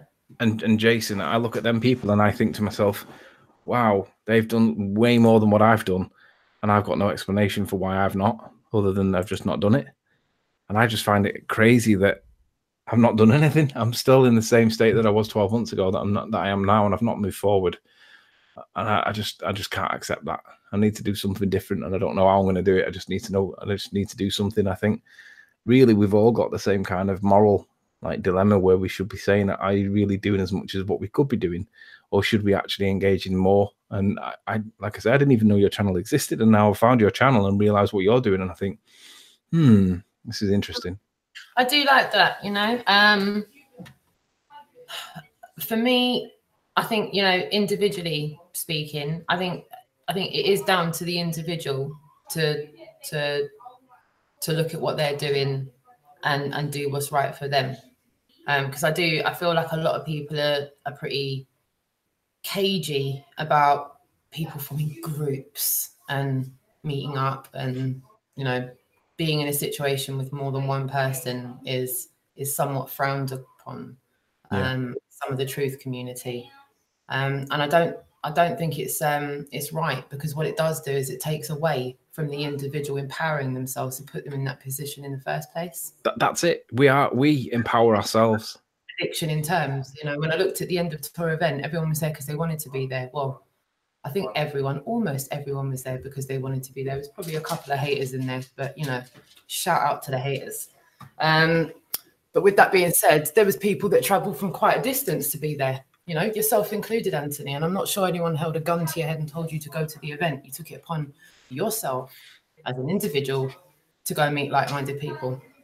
Well, to be honest, Jason's just put in chat, no, Anthony, your work was truly inspirational for me in the start of my journey. And I don't know what you're referring to there, but all I know is that I looked at the biggest building that I could find in my area. And I thought, how far do I need to be before that drops behind the curve? And when I found out what number it was, then that was like, right, can I get to that point on the coast? And I could. And I was like, straight line of sight to it. And I got there, did it. And I thought, fuck. And that was for me the moment of realization. And the ballers just hand wave dismiss it.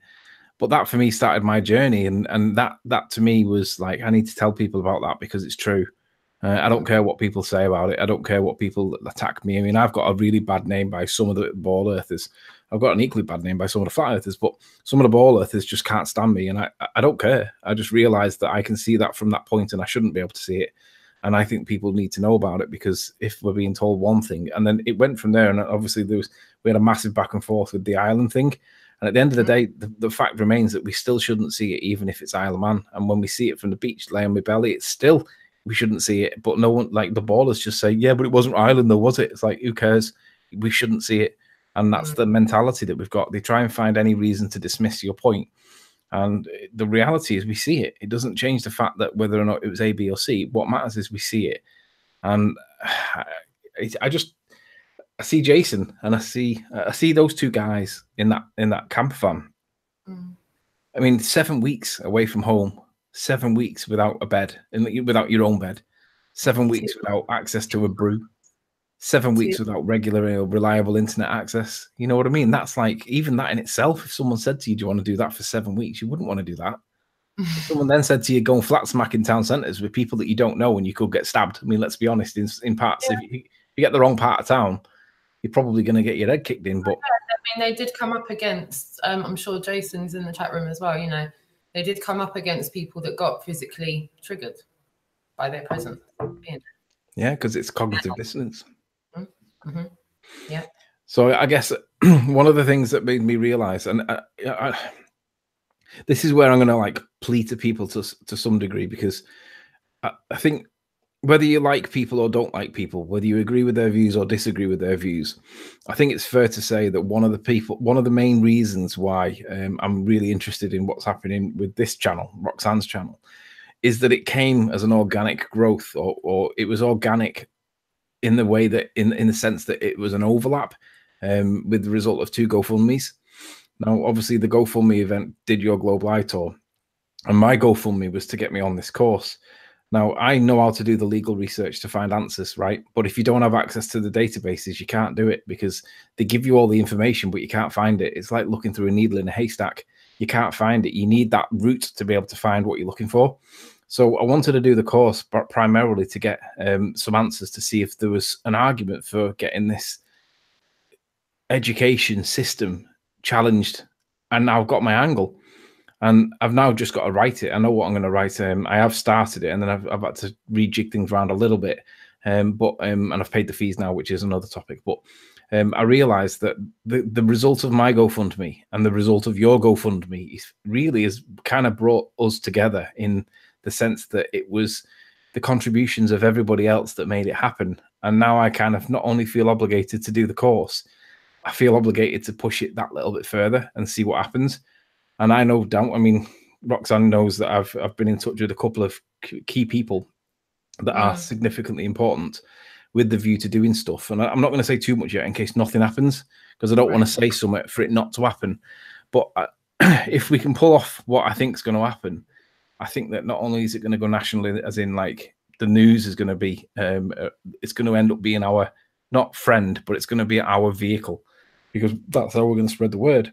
But it won't be the case that we'll be mocked anymore, because I just think that I need to be doing something different, because I just realized that if John and Jason are able to spend 7 weeks in a hot tub on wheels, then it makes me feel really guilty, if I'm honest. And I hope everybody else feels guilty, because what they did was massive. I just can't comprehend how they've been able to do it. I just think we need to do more. As well, you know, there is some evenings where I've said to myself, I did 4 days on there, and I think I got cabin fever after day 3. I found myself unable to sleep. I was up until like 4 or 5 in the morning. I couldn't sleep. I was so overwhelmed by the day's events and how they did the length of time on there. I mean, and Chris UK and John Thor and Terry and Mark.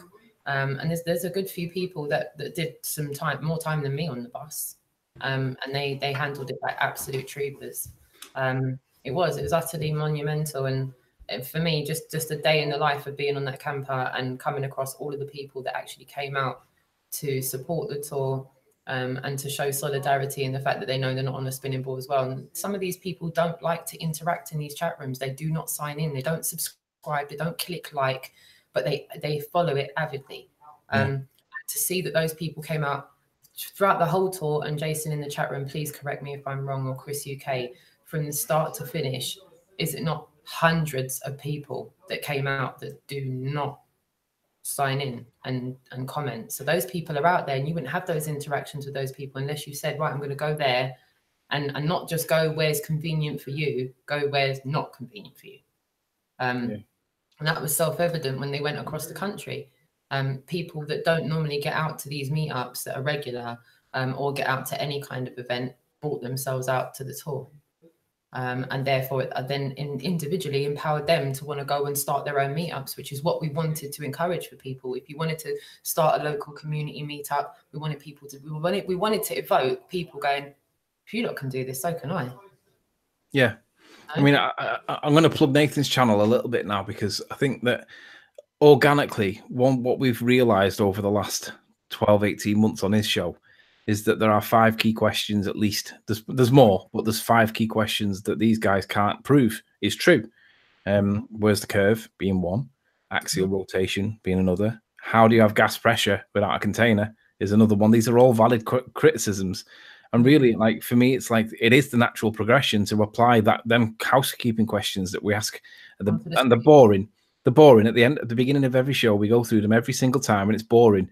But the reason why we go through it's really important, because basically it's telling people these are the questions that people can't ask. And I'll be honest, it is boring, and I just want to rattle through them so that we can talk about stuff anyway, and rattle through them. But we can't. Sometimes it doesn't happen, and sometimes it dominates the show, and it's never the intention to, because the answer is always no. Where's the proof for these things? But what I realize is that if we've got the housekeeping questions, and we all know that they exist, and we all know that they can't have a gas pressure without some form of membrane, right, container or membrane, then there's an issue that we need to be asking the question. And if we know the housekeeping questions are there, and we know that there's going to be more activism in the next 12 months or so, because that's really what I think we should be pushing at the moment. I think we should say to people, look, just go out and do a little bit. And like, even if it is the first week or whatever, find some kind of plan that works. I just can't see how the momentum won't snowball and become really big. I mean, I look at it from the American perspective, and they see us as their little sister, like like England is their little brother. And I just think to myself, no, actually, we should be able to lead by example, because we are a smaller country. So the same amount of people kind of thing is working in England, but we're in a smaller area. So that makes us more concentrated. But because we're more concentrated, we should be able to be more productive and get the word out quicker and faster by doing less work, because we don't have to travel across 3 states to meet your mate that's the nearest person to you. I mean, it might be 3 towns, but certainly not that far. So for me, it's like, right, we need to do some in the next 12 months. We need to do something different. So I guess what I'm trying to say in a roundabout kind of way is that I realize that I could do more. I realize that there is things that can be done. I haven't done them. I haven't even thought about them. But I'm hoping that in the next 12 months that I at least get onto a couple of like roadshow kind of things and meet people and do a little bit. And I'm not saying that I'm going to go out there and be a warrior. It's not necessarily my perfect environment. My environment's more comfortable in the office kind of thing. But I'm saying that I realize that we've all really got an obligation to each other to do something productive and constructive, like daily almost. And that's the bit that I didn't realize until I found your channel.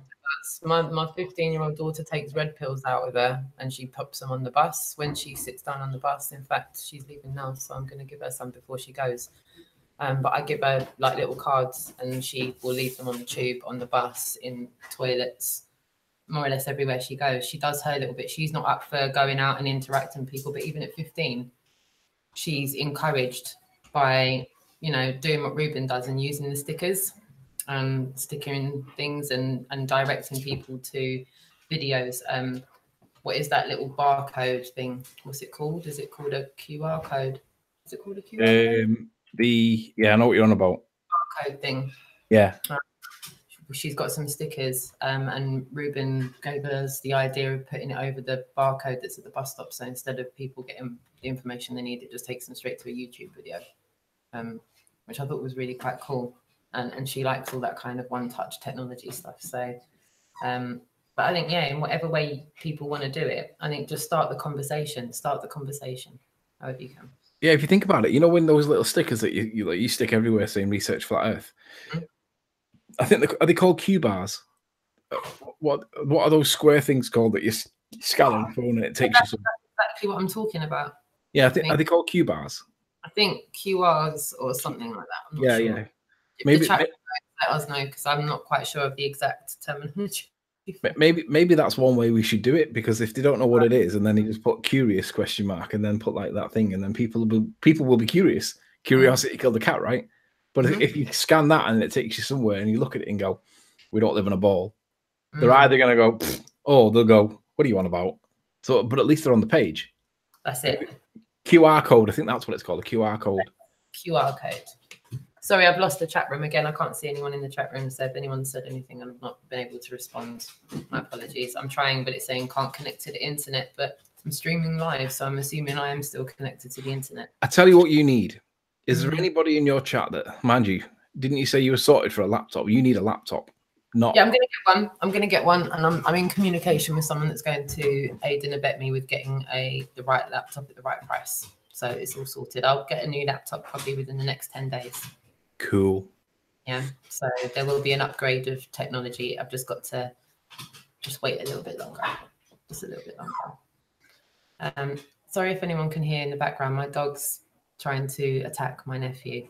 And I've got my daughter humming around. Just she's literally going to be out the door in a couple of seconds. Kenny's chilling out now. My nephew's just told me it's all right. My dog's chilling out now. I'm good. I'm good. So yeah, apologies to anyone that's hearing any background noise. It is going to get a bit more quiet in the next few minutes. So next year, do you want to talk about next year a little bit? Yeah. I've got a few things I want to say about next year as well. Well, I've said whilst I was holding down the fort while you were gone, I was saying everything that I was talking about. So you tell me a little bit about yours. Okay, well, before I do that, my daughter wants to say hi before she goes out as well. Hola. That you take, the little cards and pop them on the bus and stuff. Yeah, and red pill people like that. You're not really at the point where you're out there activating. No, not yet, but I will be there. Yeah. After her exams, she will be. We red pilled James. Oh, that's great. Yeah. James wasn't aware of the situation before he got here, and now he is. So he hasn't left yet. We're doing good. Yeah, we're doing that's good. really good. Yeah. So, all right, cool. Right, give me 1 second. I'm just going to open the door for her and let her out quietly. Yeah. Give me 1 second. And what I'm also going to do, I'm just going to have a quick look on my channel and see if there's anybody in my hidden users list that is in this chat, because I'm not sure that everybody. I don't know, because I tend to block people pretty easily. So I'm just going to chat through and just spin through and see if I see anything that's missing. She should be back any sec. Oh. I had Miles the Liar Davis blocked. I don't know why I had him blocked. Miles the Liar Davis, consider yourself unblocked.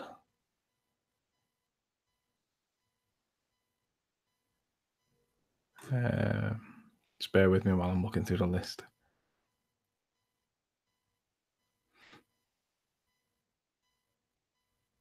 No, I don't have anybody else blocked. Jason of the Didsbury family, if you add me on Skype or whatever, add me on Skype.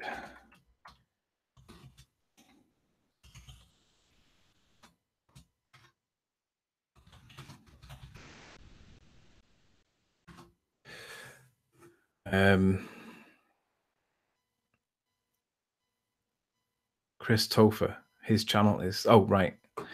All right, so let's go back to the Hangout so I can see, right. Okay, so it's just so I can see when she gets back. Yeah, I realized that for the last 12 months, as though I've been helping Nathan, I just realized that I've not actually been doing enough in terms of us.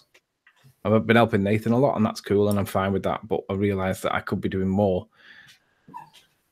And that's my kind of like guilty plea. That's my guilty admission, because I just realized that I could do more and I'm not. Anyway, you should feel guilty. I don't know if that's right. I don't think you should feel guilty, because you've done a lot in your own right. Sure. Sorry. Still with this dog, it's just making too much noise in the back. Sure.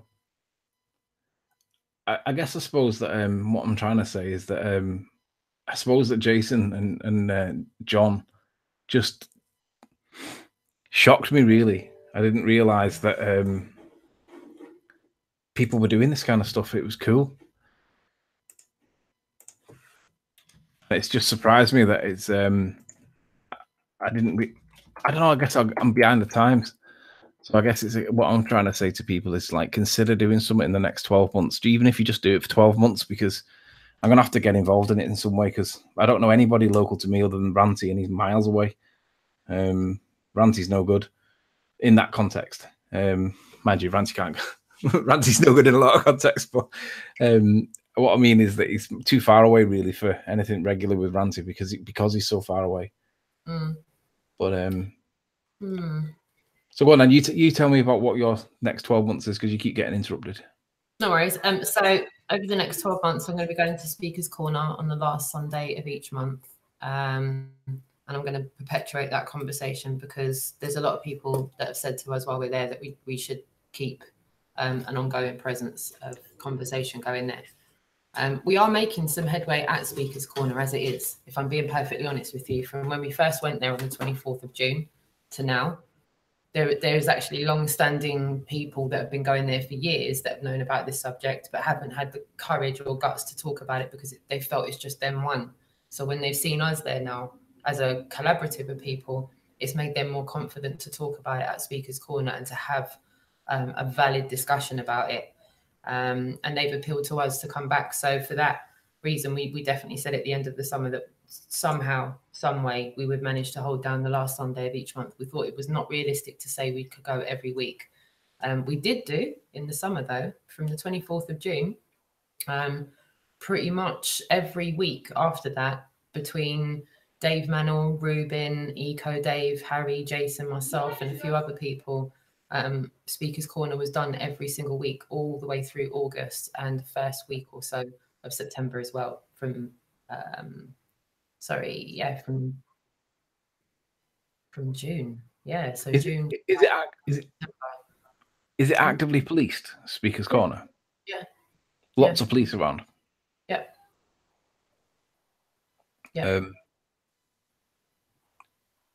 I had a train of thought then, but I could imagine it being like a bit risky. I guess it gets heated at times. Yeah, it does. It does. Police have removed people from the park in the past. They've removed some people for their own protection out of the park after they've said heinous things inside the park and started a bit of a fracas. I suppose there's people, if I can't see the chat room just now, sorry. But if there's people in the chat room that have been to Speaker's Corner, by all means, share your experience of when you've seen it be like that. But then, there is another side to Speaker's Corner where you can create a dynamic where you can have a nicer environment around you and not perpetuate that kind of vibe, because there's many heated and borderline physical things that have happened there. There's been a lot of good things happened there as well. And it does feel pretty balanced. How does it interact with regards to religion? I noticed that Jason's just said it is risky, but we stand 200 feet away from the religious ranters. Yeah, the religious ranters, there's you name it. It'd be easier for me to tell you who's not there religiously ranting. What section or what part of the religious franchise is not there? They're all there. All sections of the franchise of religion are there, and they're all screaming, "My God's better than your God," and here's the reasons why. But how do they take to this discussion, Flat Earth, with regards to religion? I think Jason can concur with this. They're not actually the trolls. It's just that when you've got, and I mean this genuinely, when you've got like 150 people stood around a couple of people having a talk, it's the people that are watching the people talking that end up inciting some kind of reaction. Yeah. And sometimes that's probably the bit that we're saying it's not advisable to kind of walk into a crowd and completely blindside them with "you're not on a ball" when they're already having a heated. And some of these discussions, I don't want to use the word political, but some of the discussions are completely politically incorrect to even be talking about. And the fact that people get triggered over what we're talking about is insane when you consider some of the horrendous things they're talking about. And it, I think it's, anything goes as far as conversations go at Speaker's Corner. Well, I was speaking about it. I was speaking to a little Islamic woman, and she's about 22, at the university recently. And I said to her, like, I didn't talk about religion per se, but I just said to her, like, you're obviously like an Islamic woman, yeah? And she said, yeah. And I said, do you believe that we live on a sphere? And I said, because I started off by saying that you guys follow the lunar calendar. You don't follow the solar calendar, right? And she went, yeah, that's right. And I said, you guys have got it right. I said that the lunar calendar makes a lot more sense than it does the sun calendar, because you can see where the moon is regularly, and it's you don't notice the sun rising slowly over the horizon, changing its angle every day, but it changes by about a degree. So, like, if you were to go back 6 weeks later, you'd notice that the sun didn't rise in the same place that it did 6 weeks ago, but no one really notices it because it's the sun. But the moon's different every day. So it's like, really, it's obvious. It's like, it's a lot shorter cycle, so you can see stuff. So I started off with a compliment, just to get us to feel a little bit at ease. And I said, you guys have got it right. I said, the moon is what we should be looking at, not the sun. And then I basically flat smacked her, but I did it in a way that was basically like devoid of religion. And I ended up telling her to consider watching Eric DeBay's 200 Proofs. Even though he might not be everyone's cup of tea, that particular video, you can't really criticize it, because it was one of the videos that most people have watched to get into the discussion in the first place. And whether he's an idiot or not is a moot point. That particular video, you can't really knock it. And I just said to her, if there was one proof in this that was right, then that should make you question your whole existence. And I got her talking about life, and she admitted that she didn't believe that the sun was the center of the solar system and we go around it. And I said, do you realize though that that's not what we're taught? And she said, yeah. And I said, so why don't you believe it? And she just said, because it looks like it goes around us. And I agree. I totally agree with her. It does look that way. But she'd never been flat smacked. So when I flat smacked her and I said, just watch this video, see what you think. Now, I'll never catch up with her again, I don't think. I'll probably catch up with her in the new year because I'm done now until January in terms of physically attending. But I know that I'll run into her again. And I'm hoping that when I do run into her, I'll be able to say to her, did you watch that video and what did you think? But she's like an Islamic girl. And what the effect of it is that it transcends religion in one sense, because it it transcends religion in the fact that it means that you don't have to have a conversation that's subject to any religion. You can have a conversation that transcends all of the religions, and it's not religious. So for me, it's like it would unite people because it gives you a common ground to talk to people. And it doesn't give you a grounds to have a standoff, which is what you would expect if you have a conversation with somebody that's of a strong Islamic faith. So I don't know. I'd be interested to watch somebody at Speaker's Corner discussing like with somebody that didn't have the same faith, because I don't really see how it could turn aggressive. Maybe I'm being like naive and what's the word? Ignorant. But I don't see how religion even plays any part in this discussion. Optimistic. I think there is definitely an air of optimism at Speaker's Corner, because I think I definitely can speak for myself. I've definitely had a good few conversations with people that are from different religious backgrounds, and I've had more positive conversations than negative conversations. I think Jason could probably concur with that, and anyone else who's been to Speaker's Corner could probably concur with that as well. It's just a shame how many people put their energy into just arguing about religion. Yeah. I think that's the only thing that's very kind of overwhelming when you get there in person and you realize, wow, you guys are here for 10 hours arguing about this. And then when some people go, I've been coming here for 6 years having this argument, I'm like, wow, you've been having the same argument for half a decade and not got anywhere.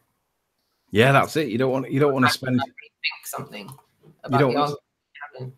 I don't want to spend the next 12 months arguing with ballers that are stupid about whether it's a sphere or not. I realize it's not a sphere. It's like, well, what's the next step? And there isn't a logical next step for me. It's like, when maybe there is now. Maybe it's a change in direction is what I personally need, because what else can you do? I mean, I truly think Speaker's Corner should become like a type of, maybe Mecca is the wrong word, but I feel like it should become a bit of a landmark for people to push this conversation socially.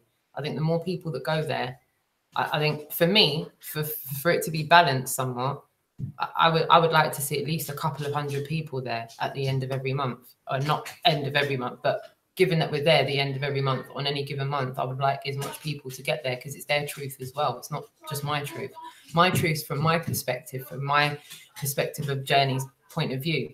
You know, my reasons for not feeling I'm on a ball anymore might be slightly variant from yours, which might make me more adaptable in a conversation, but vice versa for you. There's been so many situations where, you know, I'm having a conversation with someone and it didn't work out. They didn't end up disagreeing with me. I just didn't get really across what I wanted to get across. However, that person then walks 5 yards to the right, and then they say to Jason, sorry, could you go back and forth with me for a minute? And then Jason has an interaction with them, and there we go. They've gone, no, I'm definitely going to look into it. Why? Because it's been something that person said that really resonated with that person. And if I had a pound for every time I've seen that happen with Harry, I completely can't get somewhere with someone. So instead of overkilling, I'll then go, no, it's fine. You know, just, you know, if you get some time, look into it. And then 2 minutes later, I see Harry talking to them, and I'm like, so they've gone to Harry after me. So it bugged them out enough to go, maybe I just didn't get the full picture from her. Let me ask someone else. So I feel like the more people that are there, a more informed conversation can happen, because a bigger picture can be built up by everybody's personal points of view. Because everyone in the chat room that's there just now, all of you that are there just now, some of you might have the same reasons for knowing you're not on a ball or not on what you've been taught you're on. But your reasoning, sorry, I'm so sorry. I also realized that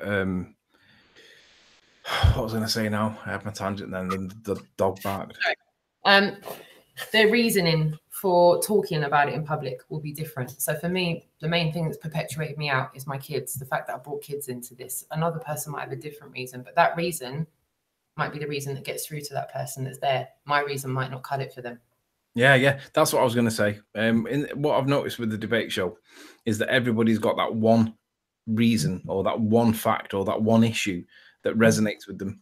And it might be that they have to go through 50 no's before they get that one that the penny finally drops. Now, some people literally refuse everything, like the ball of trolls. They refuse everything. They come up with something that makes it plausible, like the light, like bendy light, for a good example. Light doesn't bend, but they believe it does. It doesn't. They can't prove it, but they still believe it.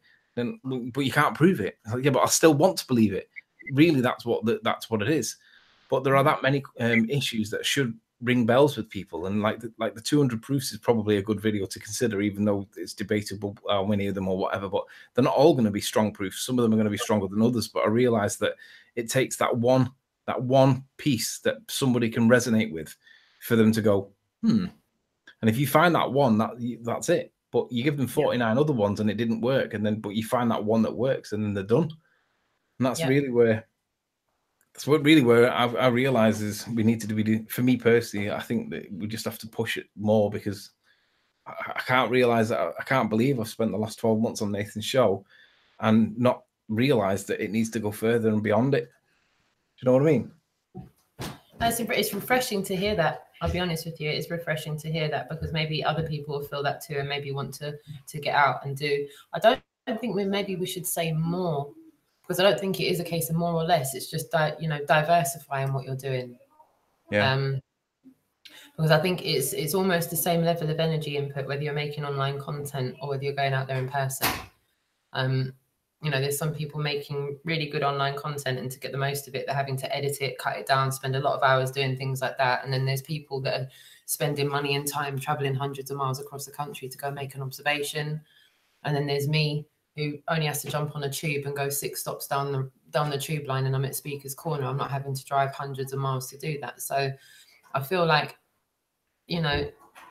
like you said earlier, it just goes down to the individual, and whether the individual feels that, if they do feel that they could be doing more, like let's not leave people behind. If people are asking a question or need help, like, help them. Like, if you see people are struggling, like, don't police them. Like, reach out and constructively criticize them in a civilized manner. I think as soon as we've got infighting and people policing other people that aren't globe heads, that's the baffling thing to me. It's the amount of policing that's going on inside the community from people that actually know they're not on a spinning ball. Yeah, I agree. It's something I'm more miffed about than anything else. I don't take it upon myself to police other people. It's not my place to do that. It's not for me to start policing you, Anthony. It's not for me to give Robin a call and say, "Oh, you listen, do you know what? The other day when you were on camera, that really pissed me off the way you said that." It's not. Why would it affect me that way? I would start looking at me and maybe work on me a little bit more if those were the kind of things that were hanging me up about people that are trying to do the best that they can for the truth. Let me just tell you my view on that. I mean, I've had a go at a couple of people that are on topic, but I don't agree with them because there's evidence that doesn't support their position. Yeah. I'll name a few. I don't mind naming them because I stand by what I say.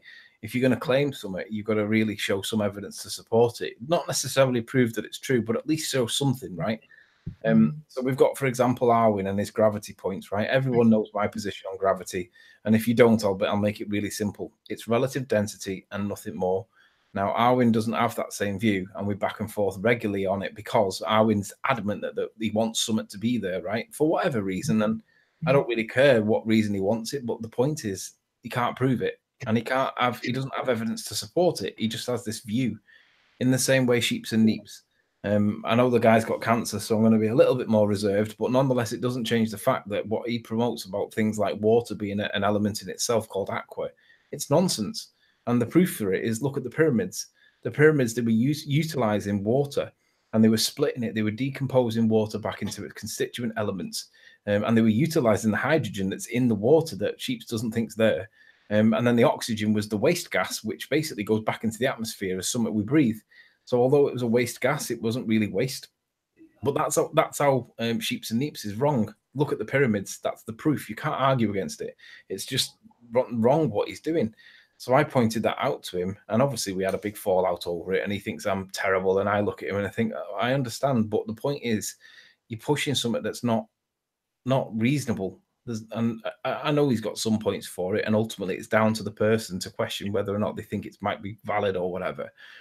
But at least you can apply discernment when people call people out. But there's a difference between calling people out within the community and just being somebody that's like a negative vibe merchant that generally stirs the shit pot and doesn't lick the spoon, because it's really easy to start stirring the trouble. I mean, we can all do it if we really want to, but there's a difference between saying I don't agree with you on gravity and then saying, insert. I mean, look at Mark Sargent's, for example. Whatever went on at the conference and whatever the reasons were, I'm sure they were valid reasons, and I don't know them, and I'm interested to hear them, kind of, but I'm not that interested really, because I see it as drama. That's not the same as saying I don't agree with you on gravity. So I do agree that we should have an element of accountability for the things that we believe to be true. Because, for example, Nora, I don't agree with Nora's view on gravity either. But that doesn't mean that I make it into a big, massive song and dance over it. I don't make it into a personal thing. I love Nora. I think she's great. She's mad as a box of frogs, but nonetheless, I still think she's great. I just don't agree with her on gravity. But I think we're right to call each other out on stuff that's on topic, and then just let the drama go, because no one cares about drama. And if you're in this for the drama, or you stimulate or perpetuate that drama, go and do it somewhere else. Because me personally, I'm not interested in it, and I don't know anybody really is. Yeah, it might be interesting as a bit of gossip for about 30 seconds, but other than that, I mean, I'm more interested in what can you prove. And if you can prove gravity, then let's see it. If you can prove curvature, let's see it. If you can, and we all know that conversation is dead. It died 2 years ago. Yeah. So it's like, what else do we do? And it's like, we need to move forward a little bit. There was a pilot on the Globe Light tour that Harry was talking to. He was a private pilot, and he was standing there so confident. And he said to Harry, I've got proof of curvature on my phone. I've got it right here, right now. And he said it with like complete conviction, straight face and everything. And Harry went, go on, get your phone out and show me it. Although I know you haven't got any proof on your phone, but let's see what you're going to show me anyway. And honestly, he got his phone out like this, and he showed Harry a picture of a flat horizon and told us to imagine it. He said, yeah, but you can imagine it though. You know, you can imagine it like either side of the screen like that. Yeah, yeah. And he had like a big talk. He had everyone in the chat room paying attention. There's people in the chat room that were watching it that day. I'm assuming there is. He literally told us to visualize it, even though it wasn't there. Yeah. So I've got Jin CVR1 that's in chat. Oh, no, sorry, Lou, LU. Sorry, you're wrong there, Sleeping Warrior. It's the electrolytes in water that do that. That's true. But the problem is water in its purest form, pure water, is also the byproduct of what they were doing inside the pyramids. And if you look into what happened inside the Queen's Chamber, you'll realize that they were harvesting heavy water for some reason. And the only real valid use for heavy water in the world that we understand that we live in today is for nuclear bombs. They tell us is what they use. They need heavy water for nuclear reactions. Now, the point is that, yes, you're right, that it's the electrolytes in the water that do that. And they did add electrolytes to the water to make it do that. But the point is that when you do that, you get the hydrogen and the oxygen out of it that's told that isn't there. And it's just not true. Mm. So it's like, for me, it's like I see myself as validly calling out people like not conspiracy cats. What's his name? Scottish Sheeps and Neeps, because what he is saying is not true. Yeah, there is more to it with the electrolytes. I agree completely, but it doesn't change the fact that when you do when you add the electrolyte, be it in the form of salt or just impurities of some kind, that you do get hydrogen and oxygen. And if you didn't, the pyramids wouldn't be doing what they were doing. And if you don't know what I mean by that, just look at the pyramids and see what their function was. You realize that there were no tombs, there were no bodies in there, there were no tombs. It was a machine. It was literally a machine, and it was made out of like organic matter, and they were utilizing the hydrogen, and they were burning off the oxygen or wasting the oxygen back into the atmosphere. But I realized that like not everybody's in this discussion for good stuff. A lot of people are here just to ride the wave, and I'm not interested in that. Do you trust that kind of stuff as ancient technology? Yeah, definitely. Yeah, it's funny you should say that, because Richard Lopez was talking about some of that with that mud flood stuff that they were already using technology. Yeah. Again. Well, the mud floods. A lot of muddy, murky water as far as the information we're taught and the reality of. I don't know. Like I said, I'm just started to look into it, but I think once you understand that you're not living on what you were taught you were living on, it kind of opens up a whole nother. I don't even know what to call it, because you can go off in any direction and then go and look into things that you. I don't know. I find myself speechless because my mind's been a little bit blown with this other subject recently. Lou LU says, yeah, there were no bodies, but a weapon, not provable, but interesting. Deserves a conversation, as I have a different angle on it. I didn't say weapon, I said machine. And there was another guy that said, blood is thicker than water, says, no proof that water is H2O, but believe what you will. Do the test yourself. Well, actually, the proof is there. The proof is there. Perhaps it's the case that you're not familiar, but again, look into the pyramids. The compression ratio of hydrogen to water, hydrogen to oxygen from the water, it's about 12,000 to 1 for the hydrogen. And when you realize what they were doing, there's only one explanation, and that is that they're getting two elements out of it. One that they're harvesting, the other one they're exhausting. So if you want to see the proof that water is H2O and you don't accept that it'll create a little squeak when you put a splint over the tube when you've captured it from electrolysis, research the pyramids. You'll realize that it couldn't possibly work if it wasn't. They weren't tombs, and the proof that water is H2O is there. You can see it yourself. It's obvious, but anyway, I digress. I guess I don't know if Ranty wants to join. I've not seen Ranty for weeks. Ranty, he's just put B right back. Yeah. Ranty's just disappeared. Literally, the last time I saw Ranty was when I saw him with you. I've not seen him since. There's not even been in Nathan's chat or nothing. You what? Oh, that sounded quite ominous. The last time I saw him was with you. What did you do? Well, I think he's been in Nathan's once or twice, but he's definitely not been in that often. He used to come in regularly, but he's smitten now with his girlfriend. So, yeah. Oh, sweet. Well, yeah, I was going to say, if anyone in the chat room has got any questions, by all means, pop them there in capitals. And if anyone, hold on. Madame Medusa says, I come across a lot better when I'm talking to someone like Roxanne. Nathan is doing me a disservice. Actually, I totally disagree with that. Nathan's role, his position, is to control the trolls, and he's doing it fantastically. All right, I don't always agree with how he deals with them, but the guy's on fire. Yeah, I agree with you, Anthony. He's just exposing the fact that these things can't be proven, and you guys have got no evidence to support your belief. And he's exposing that, and that doesn't mean that he makes friends while he does it. He's taking one for the team by doing what he does, and I support him completely. And if you think that he's doing me a disservice, au contraire, my friend, Nathan is an absolute beast of a warrior, and you should listen to him. I know I don't know who you are, but I suspect I know who you are behind that troll account. But Nathan's a beast, and I support him completely because he's doing a good job, and he doesn't get the credit he deserves. I've got another question here from Robin from Lifting the Lid. Which schools are you aiming at first? You got an idea there? I actually see it as three-tiered. I see it as like primary schools will be one approach, secondary schools will be a different approach, and colleges are like before people are still like choosing their path. They just kind of get pushed into college, and I don't really see how it's any different to the way that they teach school. You just have a different set for different venues. But I just think that realistically, once we get that first one, they'll all fall. And I think that we could get into the schools pretty easily.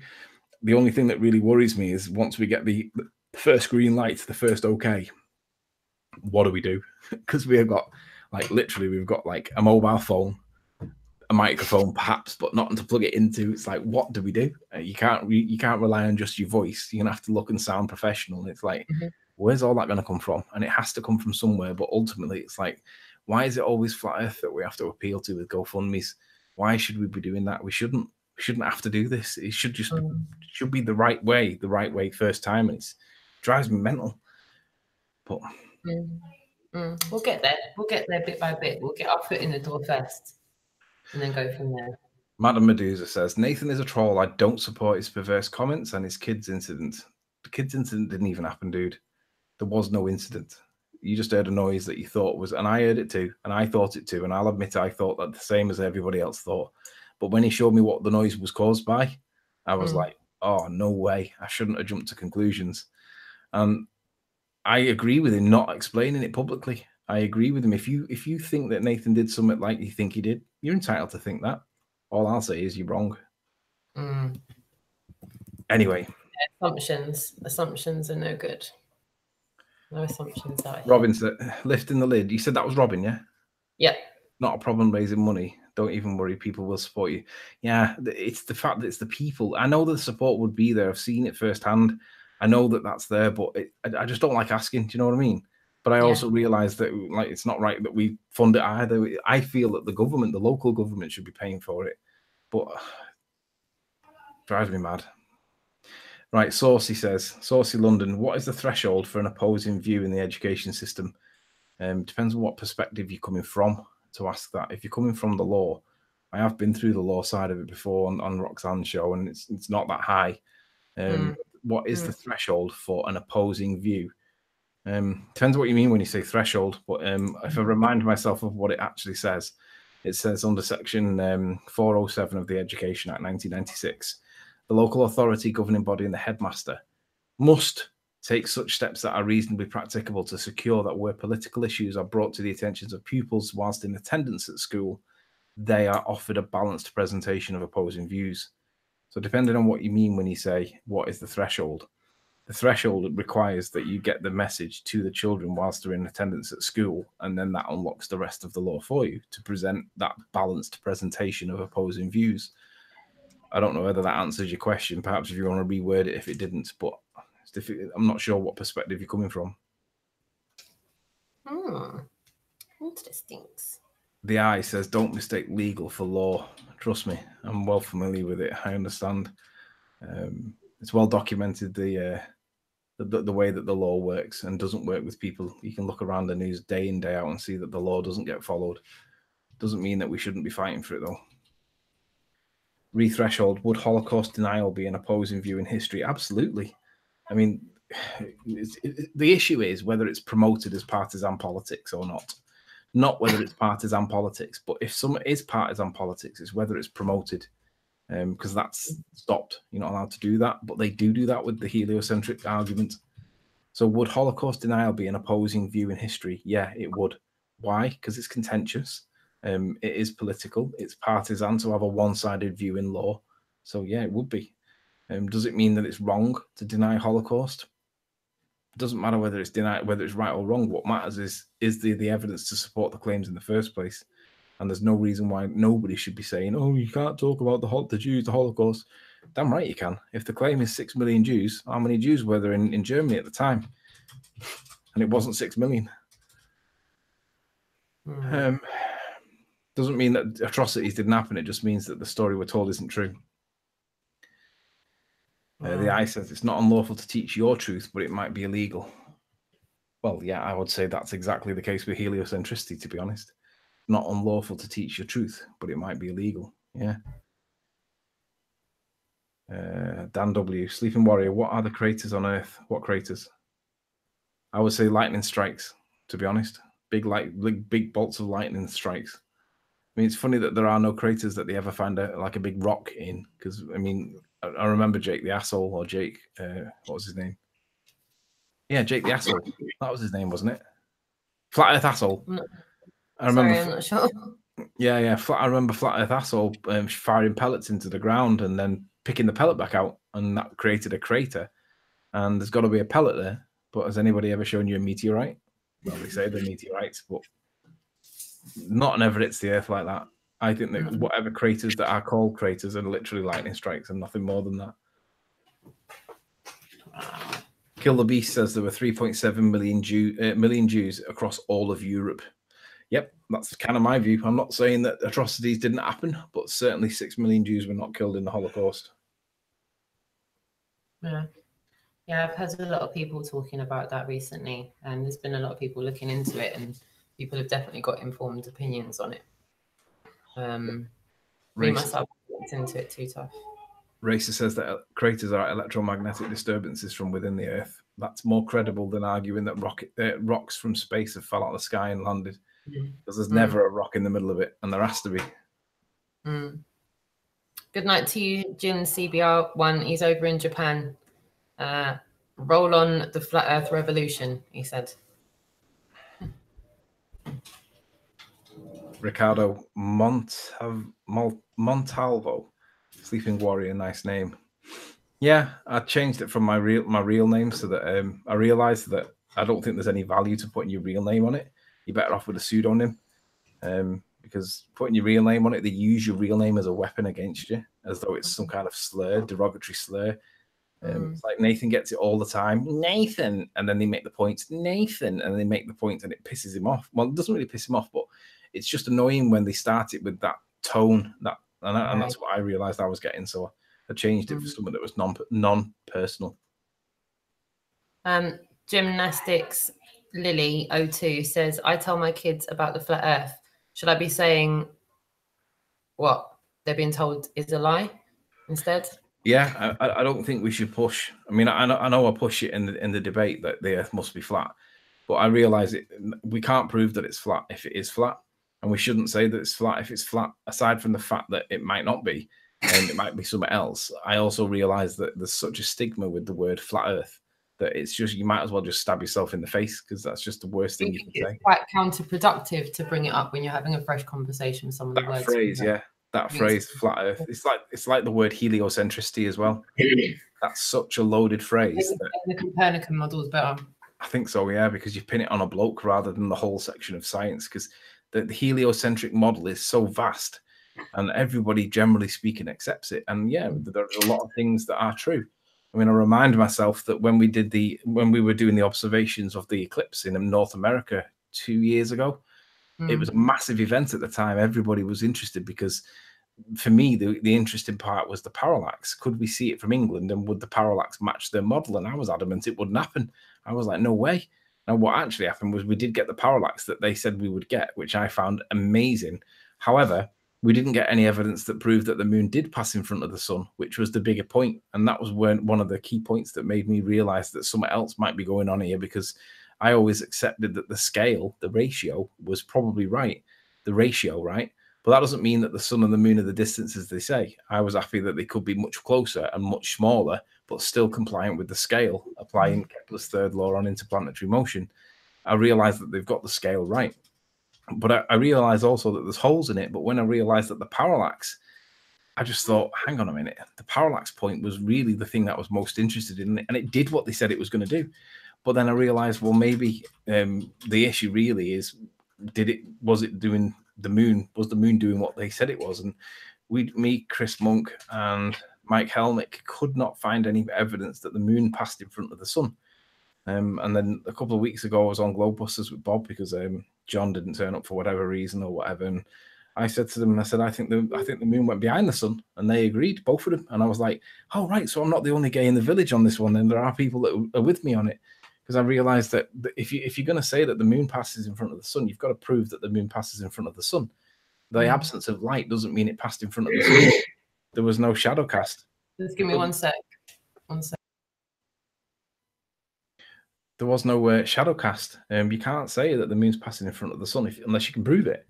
And it appears to be a massive hole in the evidence, because it doesn't appear that the moon passed in front of the sun. It seems that it went behind the sun. Right. But that doesn't mean it does. 1 second. I've just got a situation that's going to take me 2 minutes to handle. Yeah, just give me 1 second. Yeah. Yeah. Chat. So while she's doing that, yeah, my position on the moon, it appears to me that the moon goes behind the sun at the eclipse, and the reason why we can't see the sun, and well, the reason why we can't see the moon at new moon phase, is actually because it's going behind the sun, it's losing its light, because the sun is not actually a ball of hydrogen fusion the way we're told. It appears to me that the sun is like a magnifying glass. You know, when we were kids and you could put a magnifying glass and you could focus the light rays from the sun to a spot on the floor, and if you got an ant in the way, you could set fire to it. Well, that's the way I see the sun. I look at the sun and I see that we're the ants looking up to the lens, which would be the firmament, and the light's coming through that, and it's being cast onto something which might be the firmament. There might be more than one. I don't know. But what I do realize is that they can't prove that the sun's a tangible object, but everyone accepts that it's a ball. Well, on what evidence? There is no evidence that it's a ball. The only thing that makes me think it might be is the sunspots. But I realize that the sunspots can be explained by other explanations.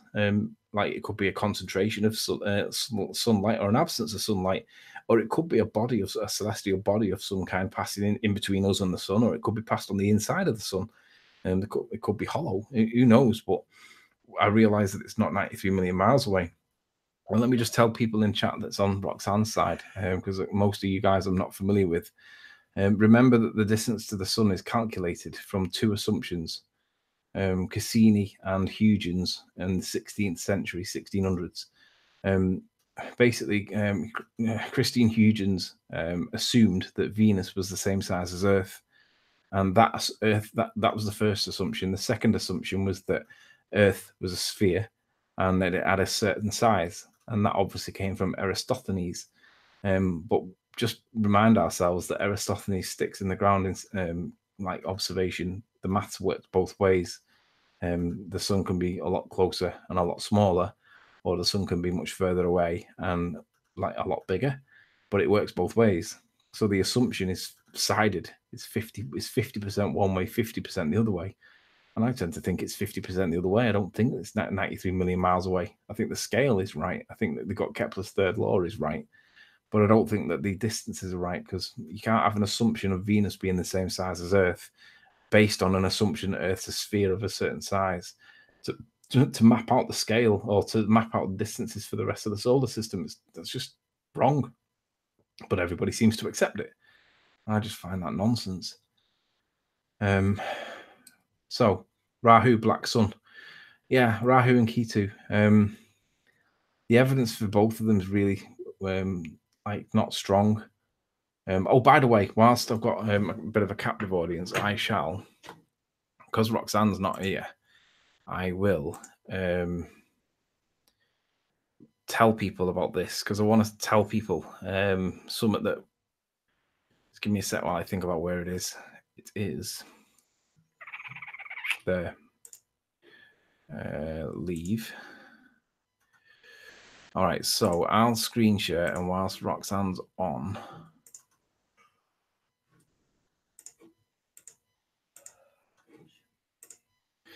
Right, so for those that are not familiar with this, this is a document that's dated in 1900, and it's from the Cook County Herald. And I didn't know whether or not this was real. I didn't know whether it was genuine. I didn't know whether it was planted or misrepresentation or whatever. But there's a couple of things that's a little bit weird with it, because it's a newspaper article that claims to be from Minnesota.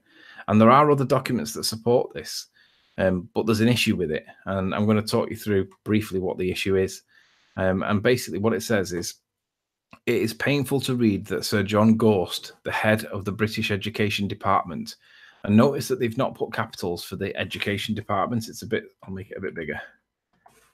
They've just put it as like lowercase, and that makes me wonder why would they do that? It doesn't appear to be credible when you're not putting capitals where you should be. Anyway, head of the British Education Department is in serious trouble and has been threatened by Mr. Ebenezer Breach and other taxpayers of the city of Portsmouth in the Kingdom of England. Now that could just be because it's old. With prosecution under the Impostors Act. Now again, they've not capitalized Impostors Act. It seems that the schools of Portsmouth have been teaching the damnable and heretical doctrine that the earth is a sphere. Sir John's attention has been called to this dissemination of seditious and treasonable doctrine, but he has refused to correct the abuse. Ebenezer and his friends know, of course, that the earth is flat as a pancake. They have been patient with Sir John, and day after day they have allowed the false teachings on regards to the shape of the earth to go on, but can stand it no longer. They say to see their children corrupted with this most heretical doctrine, as the complaints call it in this protest. Sir John Gorse has many political enemies, blah, blah, blah. The point is, because I got the access to the legal document or the legal database, I was able to look up whether or not this Impostors Act existed. Now, obviously, this paper is written in 1900, April the 21st, not the 1st, but April the 21st, 1900. And I'm able to prove that this so-called Impostors Act never existed. It's not italicized, it's not capitalized, it doesn't exist. I looked into the legal database to see whether or not how far back it went, and the earliest that I could get it to go back to was 1851, so which is 50 years before that. And most statutes change, like they normally get like updated. So when this one's talking about, unless this is older than 1850-ish, then it's never existed. So I want to tell people that just be aware that this is fake news. This is not true. There was no Impostors Act in England. There never has been, as far as I can tell, going back as far as 1850. So just be aware that this is just not true. And I'll flick back to Hangout. Now, I don't know whether or not anybody's come across that before, but most people probably have done at some point. And I think that if you're now aware that it's not true, then just be aware, because people will tell you that it probably is true. Now, what's weird about that document is that it's cross-referenceable. There are other documents that exist that support it, but there's no law called the Impostors Act. And if there is, it's pre-1850-ish. So it's just be aware. Right, so let's see. Chris UK, see if this makes sense for the sun and moon. The sun is a reflection and an object at the same time. Okay. Let's have a little look. 19 minutes. I'll have to actually watch that. Yeah, I think the way that, if you look at 8 minutes into that clip, in fact, actually, what I'll do is I'll put it on screen. Oh, I don't know whether I can actually. Chris UK. Oh, it's yours, isn't it? It's your own video. And Chris, can I play this publicly? Because I don't want to get a strike, but it's your video, it seems. Just give me a yo in chat so that I can play this, because, like I say, I don't want to do something wrong and get her in trouble. Pop out the chat, because I want to present this, because this addresses something that I've been thinking about too. Chris UK. Go on, Chris, give me a yo in chat so I can do this. Let's wait for Chris to respond. Chris, can I play your video? That's what I'm asking. Can I play your video on screen? Dee.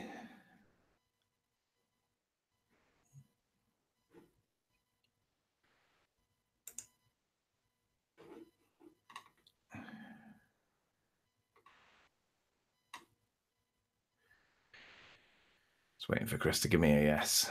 Yes, excellent. Right, so whilst she's away, this is what I see going on here. So if I...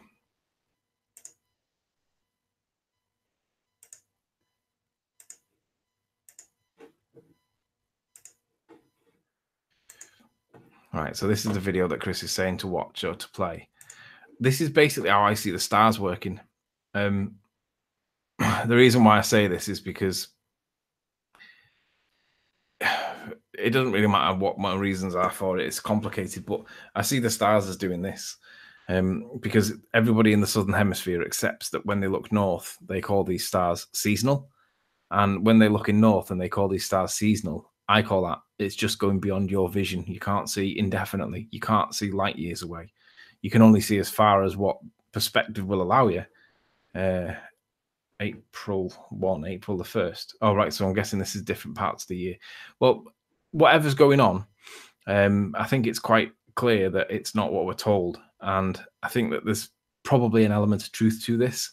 I'm not saying it definitely is, but this would explain possibly some of the things that the southern rotation point would explain, because let me just pause it here a sec. this is why this is interesting to me, because the ballers claim, aside from the fact that they don't realize that they can't prove, they claim that the Southern Star rotation point proves that we live on a sphere. Well, I got news for you guys. It doesn't. The fact that you accept that it does doesn't mean it does. I'll show you for why. Let's see if this works. Yeah. Copy that. And then drop this into Paint. Make this full screen. Probably as best I can get it. Right, so basically, the perception is by the ballers that we live on a sphere, and that when they all look south, which they all basically don't realize, they can't actually prove, but on a ball, if they're all looking south, that's what they've got to do. They've got to look south at the same time and see the same set of stars. The trouble is, when you have it in this orientation, it doesn't really make sense, but there's something called declination. So if I change the color slightly, I'll go with, I'll keep that one there, but then I'll put in this one. Declination is basically, it's somewhat along the lines of that. It's not quite right, but when you adjust for declination for what they tell us is south, I think actually declination is pointing to where the answers lie.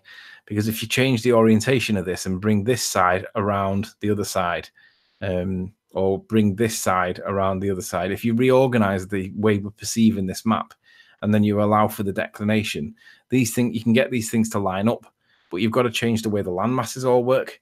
So there's a lensing effect kind of thing that needs to play around with this to change, to point all these things with declination, because basically it appears that the rotation point might actually be exactly like this on a Mercator projection, or a, what's it called, a thingy, Gall-Peterson map.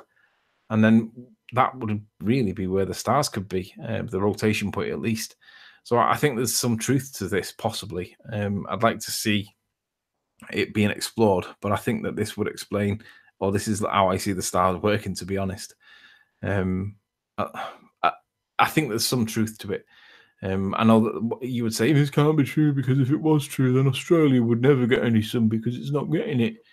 Well, yeah, okay, I get that, but you can adjust this to make this work with regards to the sun and the moon, and you can probably do it with the stars as well. But that's really how I see the stars working. I see them as being two circular rotation points, and it's not based on a sphere.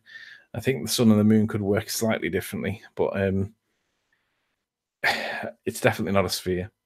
But we don't have to say what it is. We just really need to point out what it's not, and that's really where we can bring this argument home. And Roxanne, that's got to have been like the longest 2 minutes ever. Is Ranty still in chat? Let me get back to my screen. Ah, she's back. I'm like channeling Annika around my house. Sorry, guys. It's okay. Sorry. I need another Roxanne with another set of hands that I can just send her off to go and do what I need to do, so I can just stay here. That's what you have children for, isn't it? Make brews and stuff. Yeah. But then my eldest went out to a party, so I've lost the assistance of my eldest. Yeah. My apologies for that, and I still my battery's just not charging properly, so I can't see the chat room. But thank you to everyone that's been with us so far.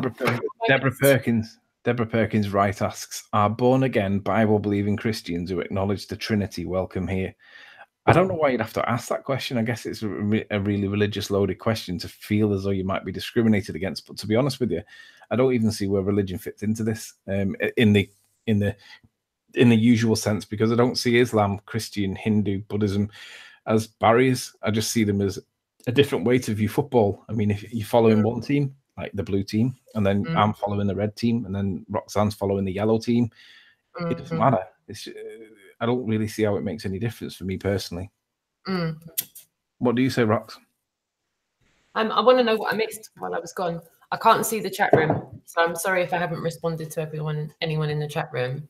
I was just talking about the stars, but I was just asking whether or not can you answer that question? Are born-again, Bible-believing Christians who acknowledge the Trinity welcome here?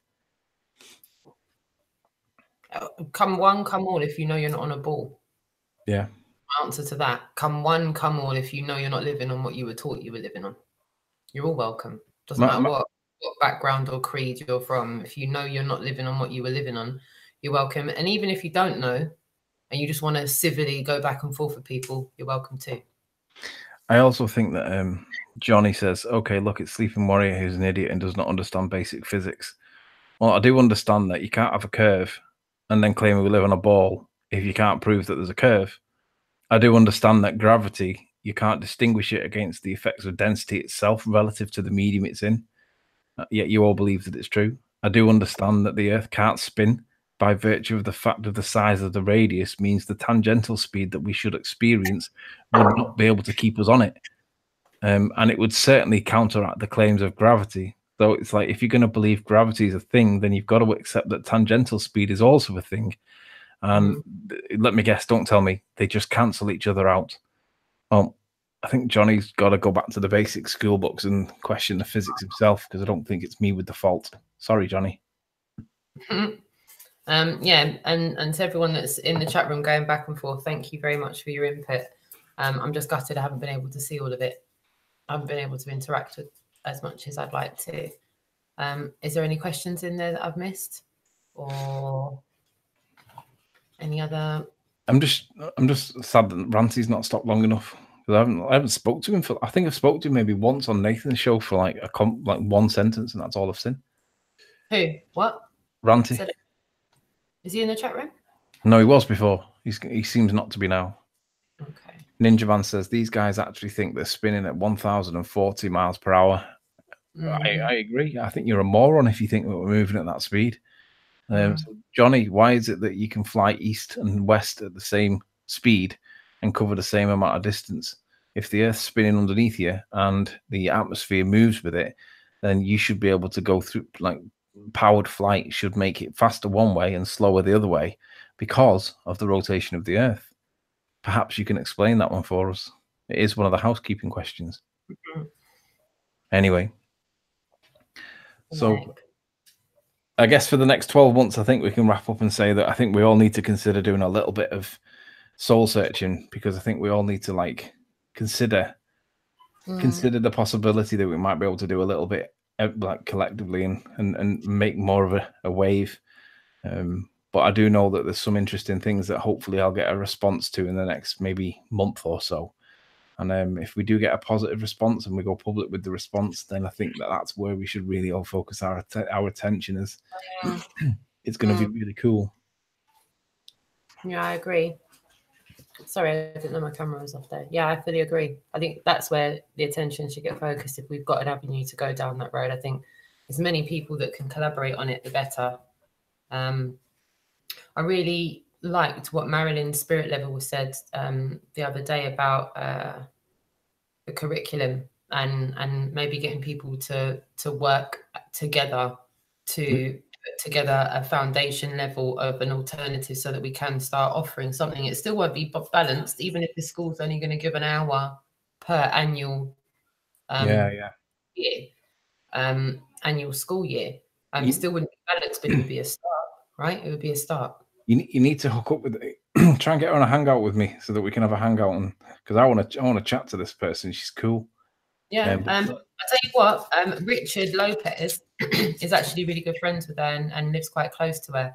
And we had Marilyn on connecting the dots with me and Richard, so I'll get in touch with Richard and see if I can get him to liaise with Marilyn and see if we can line that up. Cool. Johnny Dyson Sphere says the Earth spins at 0.07 revolutions per minute, so no, you shouldn't feel it spinning. But that claim there is subject to the tangential speed because of the radius. So yes, when you look at it from that scale, I agree, you wouldn't feel it spinning. However, it's not 1 revolution per minute. It's not 0.007 revolutions per minute, is it? When the radius is huge. You have tangential speed, and you cannot get past that by changing the scale and arguing revolutions per minute, because tangential speed is a factor. So I completely disagree, and you're ignoring tangential speed, Dyson Sphere. Consider that with regards to the size of the radius, and I think you'll realize that it can't possibly be the case that we live on a sphere. However, I don't think you'll be able to understand it, because I don't think that you're being genuine. Oh, hang on. I should have checked before I even gave him the time and responded to him. Should have checked how many subs. He's got no subs. So comment retracted. Wasn't even worth mentioning your name. Right, I can't get my room again. So shout out to Ninja Man, who correctly points out that 1,040 miles per hour is still 1,040 miles per hour. No getting away from that. Correct. That's the radius that they claim that we live on. That's the reason why that radius is a problem. Aside from the fact that they can't prove it, then even if they could prove it, that would literally mean that we are spinning at 10,040 miles an hour, and he's right. So if anybody thinks that you're not going to feel 0.007 revolutions per minute, no, that radius demands that we are traveling at 1,040 miles an hour at the equator. Sorry, you can't get past it. Are you not able to see chat? It just keeps on telling me I'm not connected to the internet, and I'm having to refresh it. Oh. I'm connected to the internet. Not letting me see the chat. I'm just sitting here trying to reload it. That's why I'm looking down at my phone, trying to get in there. Well, try and get Marilyn to come on so we can have a hangout with her, because I wanna know more about her. And again, she's just not been on my radar. But But I would more than happy to do that. More than happy to do that. And in the meantime, I'm going to be back tomorrow night, quite late in the evening tomorrow night, probably about 11, 12 o'clock. In fact, watch out for the update soon, because I'm going to be premiering the new episode of Connecting the Dots with Richard Lopez. We're going to be talking to Philip Drugenin, to think about how to say his surname there, who's done extensive research on the subject.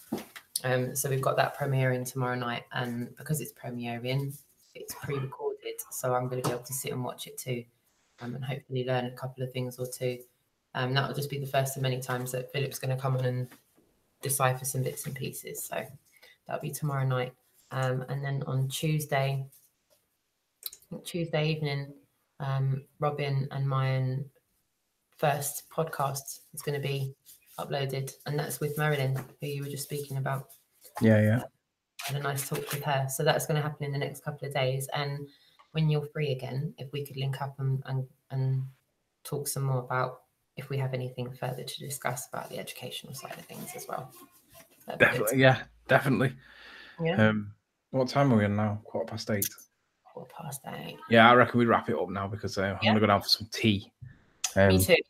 What I do want to do, I just want to shout out so many people that are just not familiar with in the chat. I see the usual trolls in chat. You get the same trolls that we get, but all the people that I see in chat that are not the same trolls that we get, it's like, these are now my friends.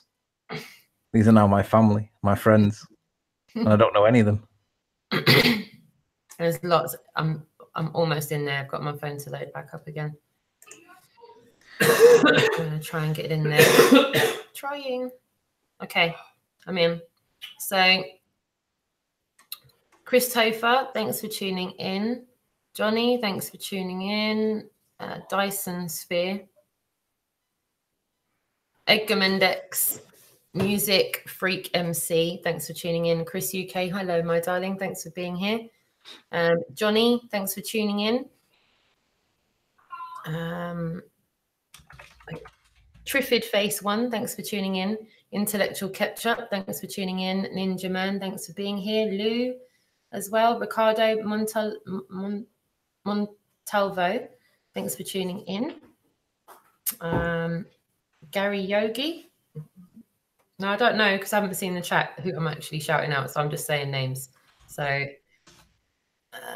Jason Dent, Kill the Beast. Hello, my darling. Hope to see you at Speaker's Corner. Deborah, Rob Kiln, and who else? Scrolling. Jason of the Disbury, darling. Thanks for still being here, lifting the lid. Robin, lovely to see you here. Flat Earth Espresso and Christian. I can't get any further up the chat. I don't know if you can, Anthony, but I can't see any further up the chat. Let me just respond to somebody that said, who was it now? What did they say? How far back was it? I saw his second. Oh, there you go. Johnny. Sleeping Warrior. Have you heard of LIGO? And then I didn't see that initially. I saw his second one that said, the experiment which detected gravitation waves Really, I've got a detector. Like, yeah, look, this is my unicorn fart detector. If I put it to my ear, I can hear unicorn farts from 300,000 light years away. That was just a unicorn fart. How are you going to prove that this gravitation wave that you believe that has been detected is actually a gravitation wave when you're not able to manipulate the gravitation wave? It wasn't an experiment, Johnny. It's just a story. And if you believe it, you're entitled to believe it, but that doesn't make it true. So it wasn't an experiment. There probably wasn't gravitational waves in the same way that there probably wasn't reflected ping data back from Venus when they claimed that they were getting ping data from the the Jodrell Bank Observatory back in 1960-61. Just because they say it doesn't mean it's true. And the evidence that supports the position is nonsense in that example. Whatever you think LIGO is, I'll just call it a bullshitometer because that's all it really is. They can't prove these things. They believe that they're there and they can give you a nice, pretty graph or a nice, pretty color-coded picture that tells you things, but it doesn't mean it's true. Come on, a little bit of critical thinking. I'm going to ask my nephew because he's still here. He's just he's just chilling on the sofa, just listening to us as we're going back and forth. What do you make of it now that you've sat there and listened to a little bit of what we're saying? I'm starting to get to grips with it more. He's saying he's starting to get to grips with it. He's nodding his head and he's like, okay. Is it left you with a lot to think about? Yeah, loads. The only thing you really need to think about, the easiest one to think about, is with regards to gravity. The fact that science can't prove gravity is a thing. They can't prove it, even though we've had like 10,000 million years to come up with the explanation that proves it, right? They can't actually prove it. And the problem with that is that they can't distinguish gravity from the mass of the object itself in its relative medium. They can't distinguish what part is to do with the mass and what part is to do with something else. And literally, I mean, aside from the fact that the definition is not accurate, most people think that gravity is Isaac Newton's explanation, which is that an object of mass will attract another object of mass by some kind of magic force of attraction. Well, the only way that you would be able to manipulate gravity is to get another planet and bring it close enough and then move it far enough and then bring it close enough and then move it far enough. And then you would be able to manipulate the gravitational pull between the two. But obviously, we can't do that. So gravity, whatever you believe it to be, they can't prove it and they can't contrast it against the object's density relative to the medium it's in. And that's it. Nicely done. Nicely done. So if that's everything, I think we'll wrap up for this evening.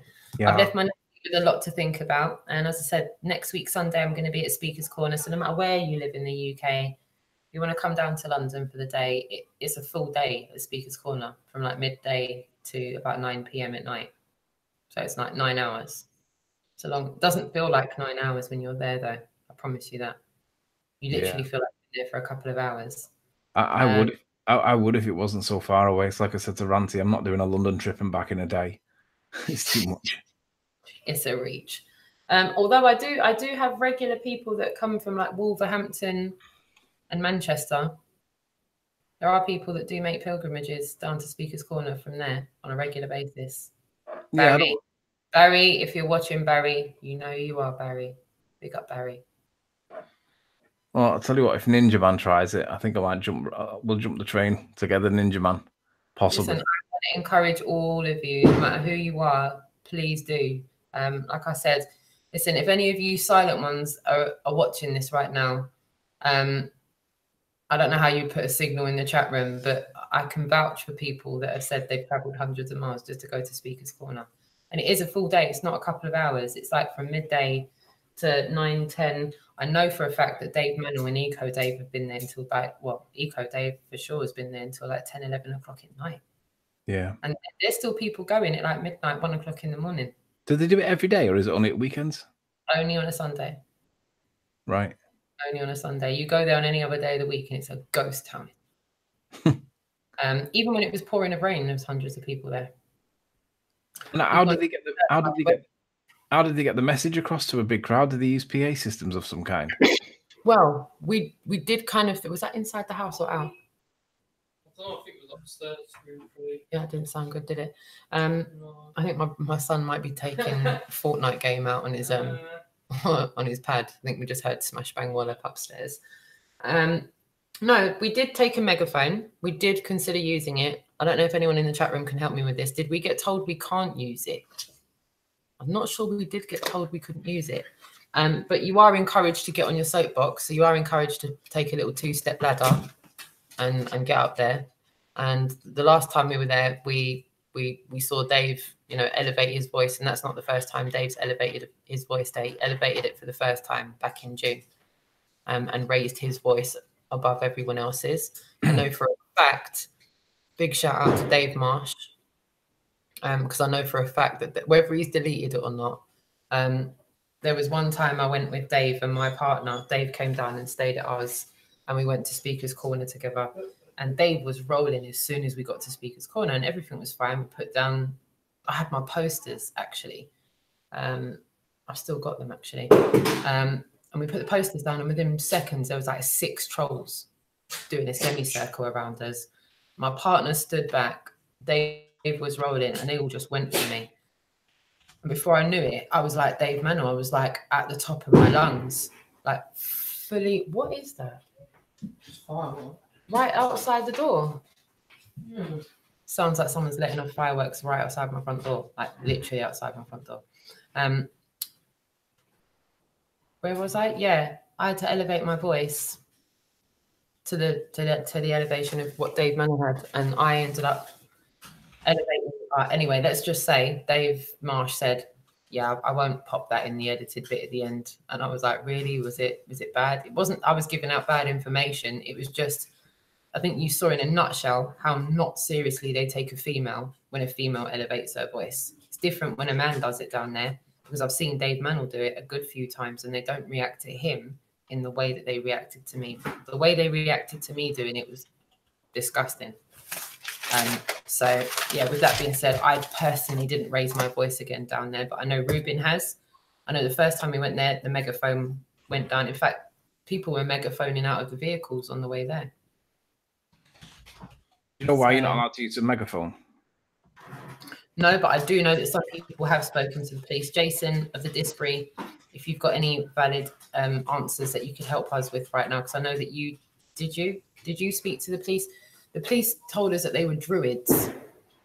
They said, "Don't, yeah, it's all right anyway. We're druids. Like, you lot are a breath of fresh air."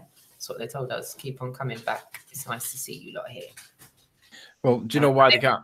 They want content. They're on my content saying that. I think I filmed Tom speaking to the police officers. And who else did they speak to? They spoke to a few people. My chat's not loading up again, so I can't see if anyone's saying anything in there. But yeah, they did. They spoke to us on a few times. Paul tried to jump up a tree and get, I think, either go on the tree or tie a banner onto the tree. And they tried to arrest him for doing that. So we went, yeah, let's not do that again. So we learned pretty quickly the first week we were there of what we could do within the perimeters of the law.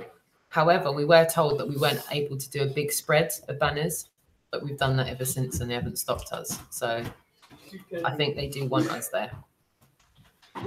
So back to my question. It doesn't matter a jot to me whether they want us there or not. They're just not making it trouble for us, which is we're appreciative of, because I went into my local town centre, Kingston, and I was there for a couple of hours and then we got moved on. But I can go and do that in Speaker's Corner for the whole day and not get moved on. So do you know? They don't want me outside Marks and Spencer's while people are going in there for their steak pies to tell them they've been lied to and questioned. Yeah. Me standing in Speaker's Corner for 9 hours doing it there. You need a public entertainment license if you're going to do amplified sound. That's why buskers are not allowed to use a guitar with amplifiers. They do it, but they can be locked up for it and fined for it, because basically it's stealing from the council. They argue they'll let you do it, but you've got to pay your money, and if you're not going to pay your money, then you can't have amplified sound. It's to stop people making a load of noise unnecessarily, because some people can be quite loud. I want to say hi as well to Ball Music Journey, and also to Critical Inception, and to Zoom Truth. Hello, David. Thank you for tuning in, my darling. Zoom Truth, Anthony, is someone that does a lot of collaborations with Marilyn, who we were just talking about. If you don't know who Zoom Truth is, look in the chat room, Anthony, and subscribe to his channel and look at the awesome stuff he's doing as well. there's some people that are saying that Americans are on the British people's coattails, British people are on American people's coattails. I think it's six of one, half a dozen of the other. I really think that we're all encouraging each other to do more, to do better, to refine ourselves, to hone our skills a little bit, and to get the message put out in the most effective way possible. And I feel that Zoom True is an excellent example of that. Excellent example. Getting right out there into the thick of it with people. Yeah. I will do that. Thank you for all you do, and hi to Critical Inception as well, and to anyone else that's in there that I haven't had a chance to say hi to yet. And if I've missed you, I'm sorry. Pop something in the chat room just now, so I don't miss you. Johnny says, Sleeping Warrior. He says, you say that, but I have friends who worked on LIGO. So what? That doesn't prove that LIGO's detecting anything, mate. The results have been independently verified. Oh, right. By what? Another pseudoscience. Isn't that like me saying I work for Marks and Spencer, so I know exactly how much is on their books? Yeah. Even myself, when I was at the Large Hadron Collider. Ooh. Listen. You can't prove gravitational anything. If you could prove gravitational waves, I'm sure you could prove gravity. And you can't prove gravity because one guy says it's the bending of space-time and the other guy says it's a force of attraction between masses. Silly. Lifting the lid, Anthony, lots of ace people to get to know. Yeah, there's so many people that I'm not familiar and I can't understand. It's like I said, I'm just gobsmacked that there's so many people that I don't realize exist, but I've only come to know or to see when I've like kind of been introduced to Roxanne because of Ranty. It's embarrassing that we don't know about each other, but and do you know the reason I got introduced to Ranty? Say again. Do you know who introduced me to Ranty? Go on. An American. Who was that? Richard Lopez. Really? No way. Mm-hmm. It's weird. It's weird. It's just I had someone in New York put me in touch with someone that lives in the UK. Try that one. It's good, that, isn't it? It's real good. Richard Lopez, big up yourself. Richard Lopez is excellent. He's a brilliant networker, and he's introduced me to so many people that otherwise I wouldn't have been introduced to. And he's excellent at bringing people together and trying to trying to close the divide that is there internationally, and incidentally was closing the divide nationally within our own country, because I've been introduced to people that live in my own country thanks to people in America. So I'm like, how are people in America helping me meet people in my own country? That doesn't make any sense to me at all. At all. I agree. It's like I didn't like I said, I didn't even. I remember you on Patricia's show ages ago, and I remember putting you a message in one of your videos. I think it might have been a message that I sent privately or attached to a video, and it basically said, welcome to the family. If I can help you in any way, give me a shout." Thought nothing more of it. Just it was left at that. That was all it was. I think it might have been a message because I looked at your video from the time and I didn't see it, but I remember doing it, and then that was it. But then I expected to run into you at some point, and it never happened. And looking back on it, I can't understand how it's the case that it didn't, but it just didn't happen. Mad. So get out there and meet people, everyone. So here's a good bit of useless info for you. It was me that brought Ranty to Flat Earth. Really? At the time, I was doing Blackpool Tower observations, and I basically was searching for Flat Earth evidences for Blackpool Tower. And Ranty had put a video up, and I was like, fucking hell, he must have seen my work. And I messaged him, and he hadn't seen my work. It was coincidental, but he was getting into Flat Earth at the time and questioning stuff. And he just put a video up from Southport of Flat Earth, of Blackpool Tower. And I thought he was doing what I was doing, and it turns out it was total coincidence, fluke. And I didn't realize it wasn't orchestrated by me or instigated by me. It just wasn't. But that's how I got to meet Ranty, and then he got all my trolls. Gave him a load of hard time, but yeah, Ranty came to Fly because of me. Wow, interesting. I think you've just told us all something we don't know. Thank you for that. Yeah, I need to build up a friends list of English people that are like local enough, like within the country, to be able to get access to. Because I mean, everyone knows about Mark Sargent and Patricia and all them, but at the end of the day, they're on the other side of the pond. It's it's not realistic to expect anything because it's so far away. But it's just interesting that there's so many people that I just didn't even know existed. It's mad. And if you haven't seen me, make sure you sub to my channel too, because yes, I've made sure I put it in the description as well. So I put Sleeping Warriors channel in the description. So if you don't know about his channel already, go over and hit subscribe and take a look at what he's up to. You'll catch him a lot on Nathan's channel, won't you? On there a lot. And if you search my videos and you search them from most popular, my top 3 videos are really cool. Check out my top 3 videos because it's probably my best work. Lovely. All right then. Well, we'll wrap it up for tonight. And thank you again to everybody that's tuned in and gone with us through this evening. We felt that this was a productive conversation to have in public, and the nice thing was my nephew turned up just as we hit go. So it was nice to have my nephew here and red pill him live in front of you all. And I think that went really well. I'm pleased to say he's still here and he's taking his jumper off, so it looks like he's relaxing. It looks like he's not going anywhere. So my evening's probably going to get quite interesting. I can see us both chilling on the sofa later on, looking at some content. I'm going to go down and get some food because I've missed my tea and watch some crap on telly, I guess, a movie. So thank you very much for your time, and shout out to everyone in the chat that I don't already know. And if you don't know me, make sure you give me a good sub because we need subs. And hopefully just consider doing a bit of activism in the next 12 months because I think we need to consider it. I just do. Right, guys. Thanks for your time. And also, I just want to say very soon, I'm going to be putting with Richard Lopez up the premiere for tomorrow. Once the premiere's up, the chat room will be active, so you'll be able to communicate with each other in the chat room. And that will be premiered later on tomorrow evening, UK time, around 11, 12 o'clock. But obviously, when we upload the premiere, you'll see it. So we'd like to see you all there if possible tomorrow night, and we'll be in the chat room with everyone watching. So again, thank you to everyone in the chat room, and thank you to you, Anthony. Cool. We shall see you soon. Adios.